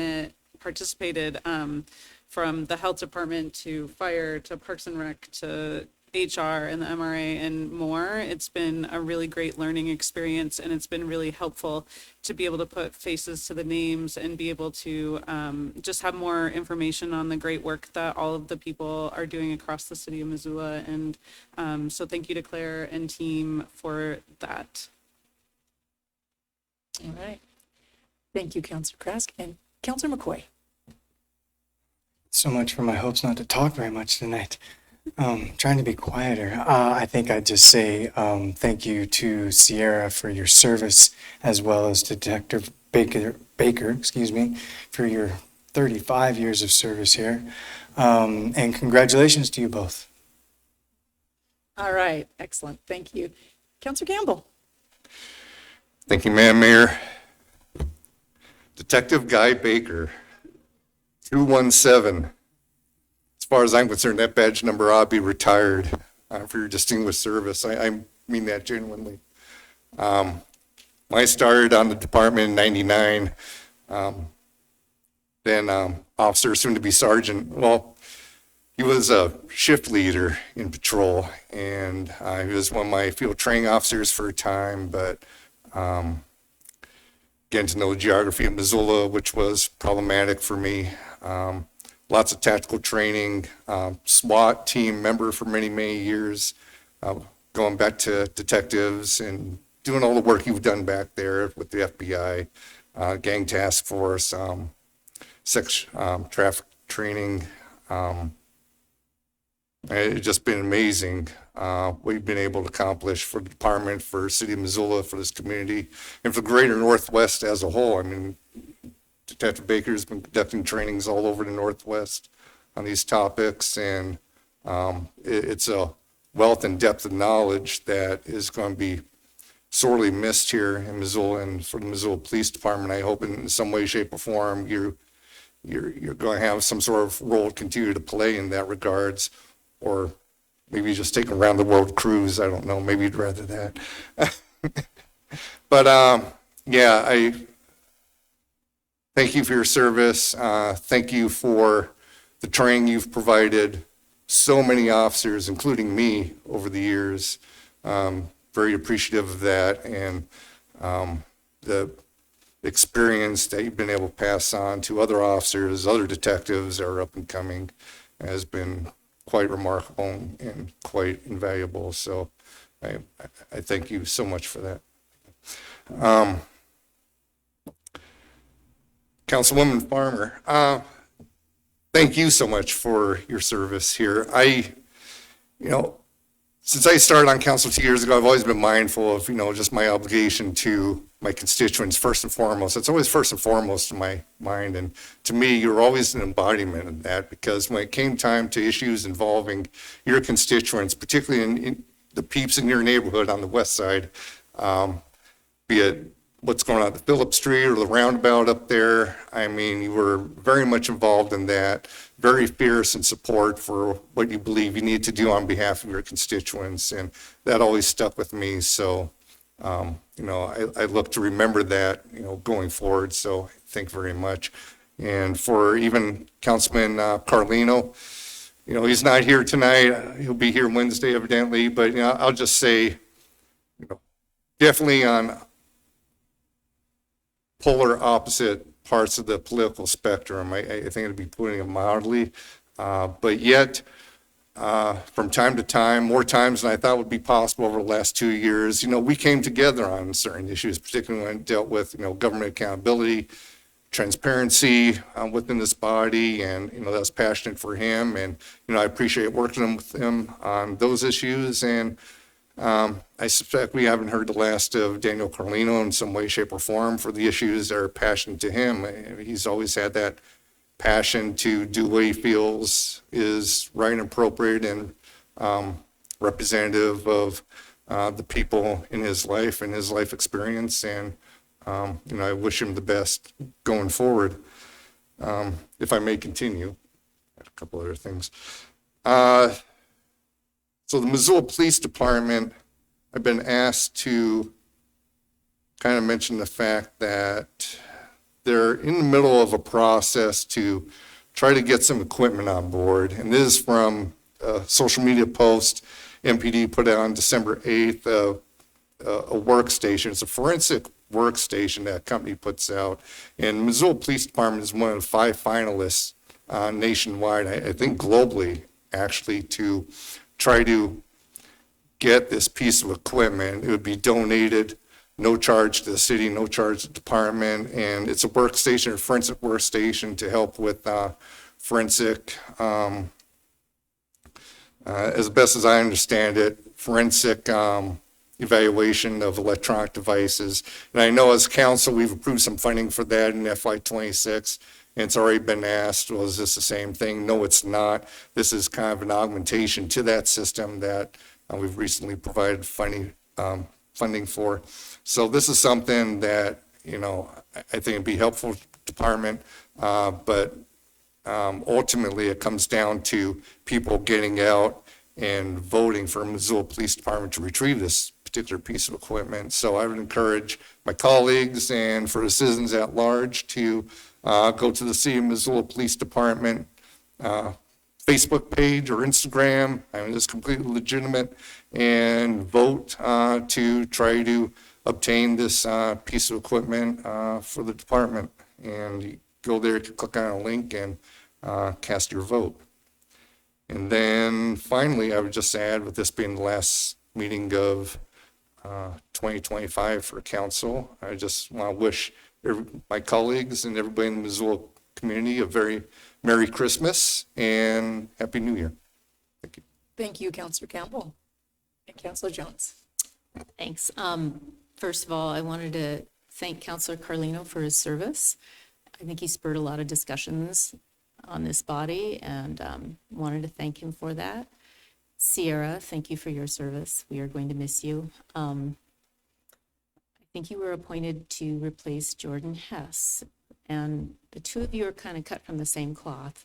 You don't talk a lot, but when you talk, people listen. And I just really, really appreciate your thoughtfulness, your steadiness, your perspective of representing your ward and your insights into that. I think you really brought a lot. So maybe in the future you'll run again. Take some time. Come on back then. It's really fun.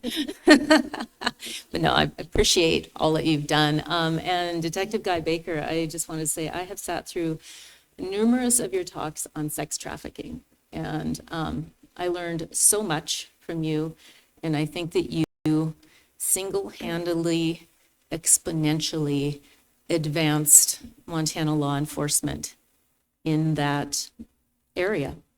And I think you, extrapolating from that, I think you have probably made a huge difference in many young people's lives who otherwise would have wound up in a much worse place. So I want to say thank you. That is a huge issue. You are great at communicating what is going on and shining a light on that. I don't know if you're going to stay involved in that somehow. I certainly understand needing to take a break, but you bring so much to the table. So I hope good people are replacing you in that, but it's an area that we need to continue to make great advances in. So thank you for pushing Montana forward on that. Appreciate it. All right, excellent. There's a couple more council members online. I want to make sure that we offer those folks an opportunity. Either Councillor Jordan, Councillor Anderson, I saw you just came off mute. Okay, sorry, didn't know there's a process. Thanks so much, everybody. Trying not to spread my germs on all of you. So I'll try to keep my remarks brief, but I'll start off with Guy Baker and thank him so much for his years of service and his family's legacy. You have far exceeded and done all of the previous generations. Incredibly proud. I've been the chair of public safety and health for the last 6 years, and you've come and presented several times in my committee, and I can say without a doubt that they are some of the hardest committee meetings I've ever sat through. The stuff that you deal with on a day in and day out basis is some of the heaviest, heartbreaking, heart-wrenching stuff that anyone could come across. And you have a true calling and a compassion that is just unprecedented, and you were the right person for the role. You, myself, along with Councilman Farmer, many of the things that you have told us, and just personal anecdotes about, raising your sons, I have passed on to my nephews.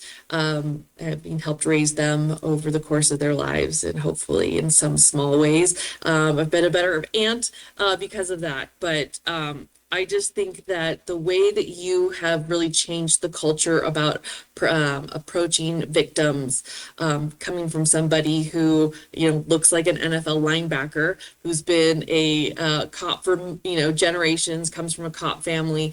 I think when you talk about that with your colleagues, and I've seen you present at the Human Trafficking Task Force conference that we had here, people are going to sit up and listen and take notice. And I think that you have been able to, through the way that you approach interacting with victims, change the mindset of probably dozens, if not hundreds of law enforcement officers, and it'll make them better at their job, and it'll make them better at hopefully, working in this really tough area. So you deserve a well-deserved break, a cruise or whatever fun, but I know Missoula is your home.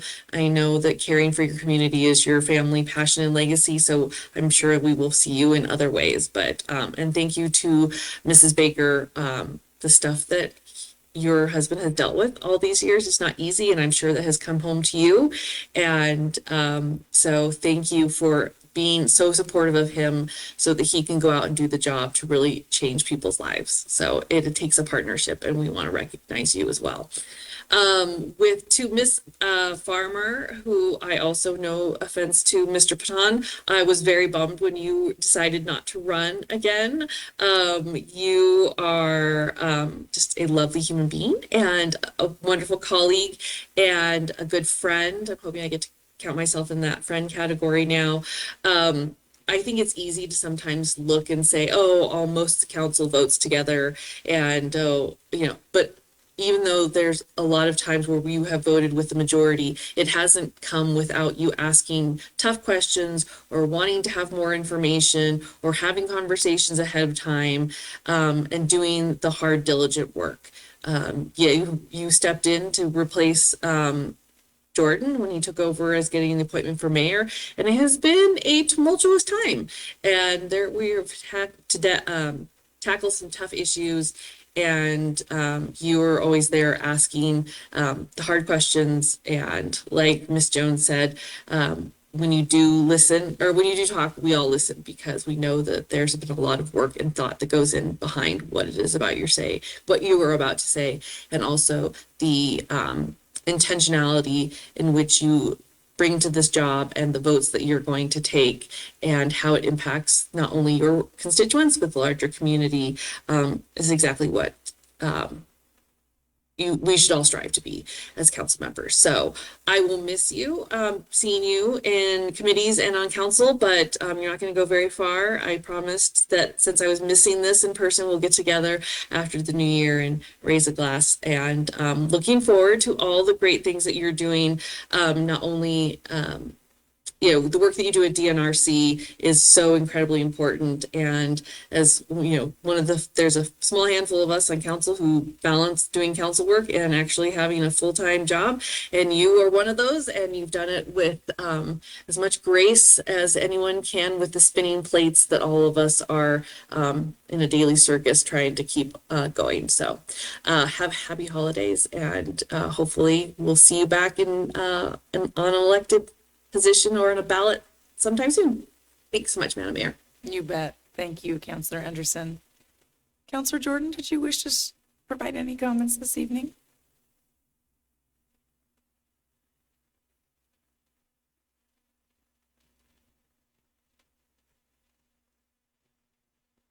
I think you're trying to unmute based on what I'm seeing, but maybe not.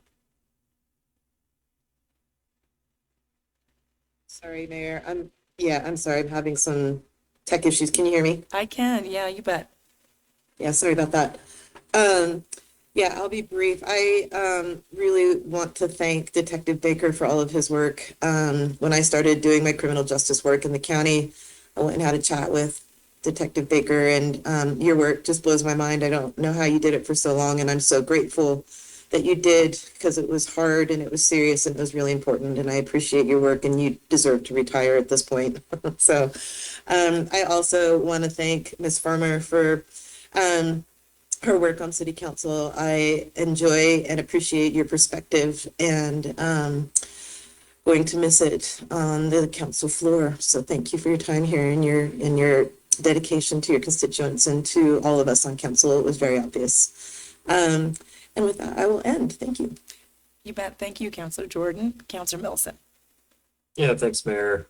Just want to thank Councillor Farmer for your commitment and all of your contributions over the last 3 years. I'm very grateful for everything that you've taught me along the way, and you have been a bit of a role model in some ways. So just grateful for you and wish you the best in what comes next. That's it for me. All right. Thank you very much. I believe that does then wrap up our council comments, and that does wrap up our city council meeting of December 15th and for 2025. Thank you to the members of the public for coming down this evening, and of course to all council members. I will go ahead and adjourn the meeting 8:13 p.m.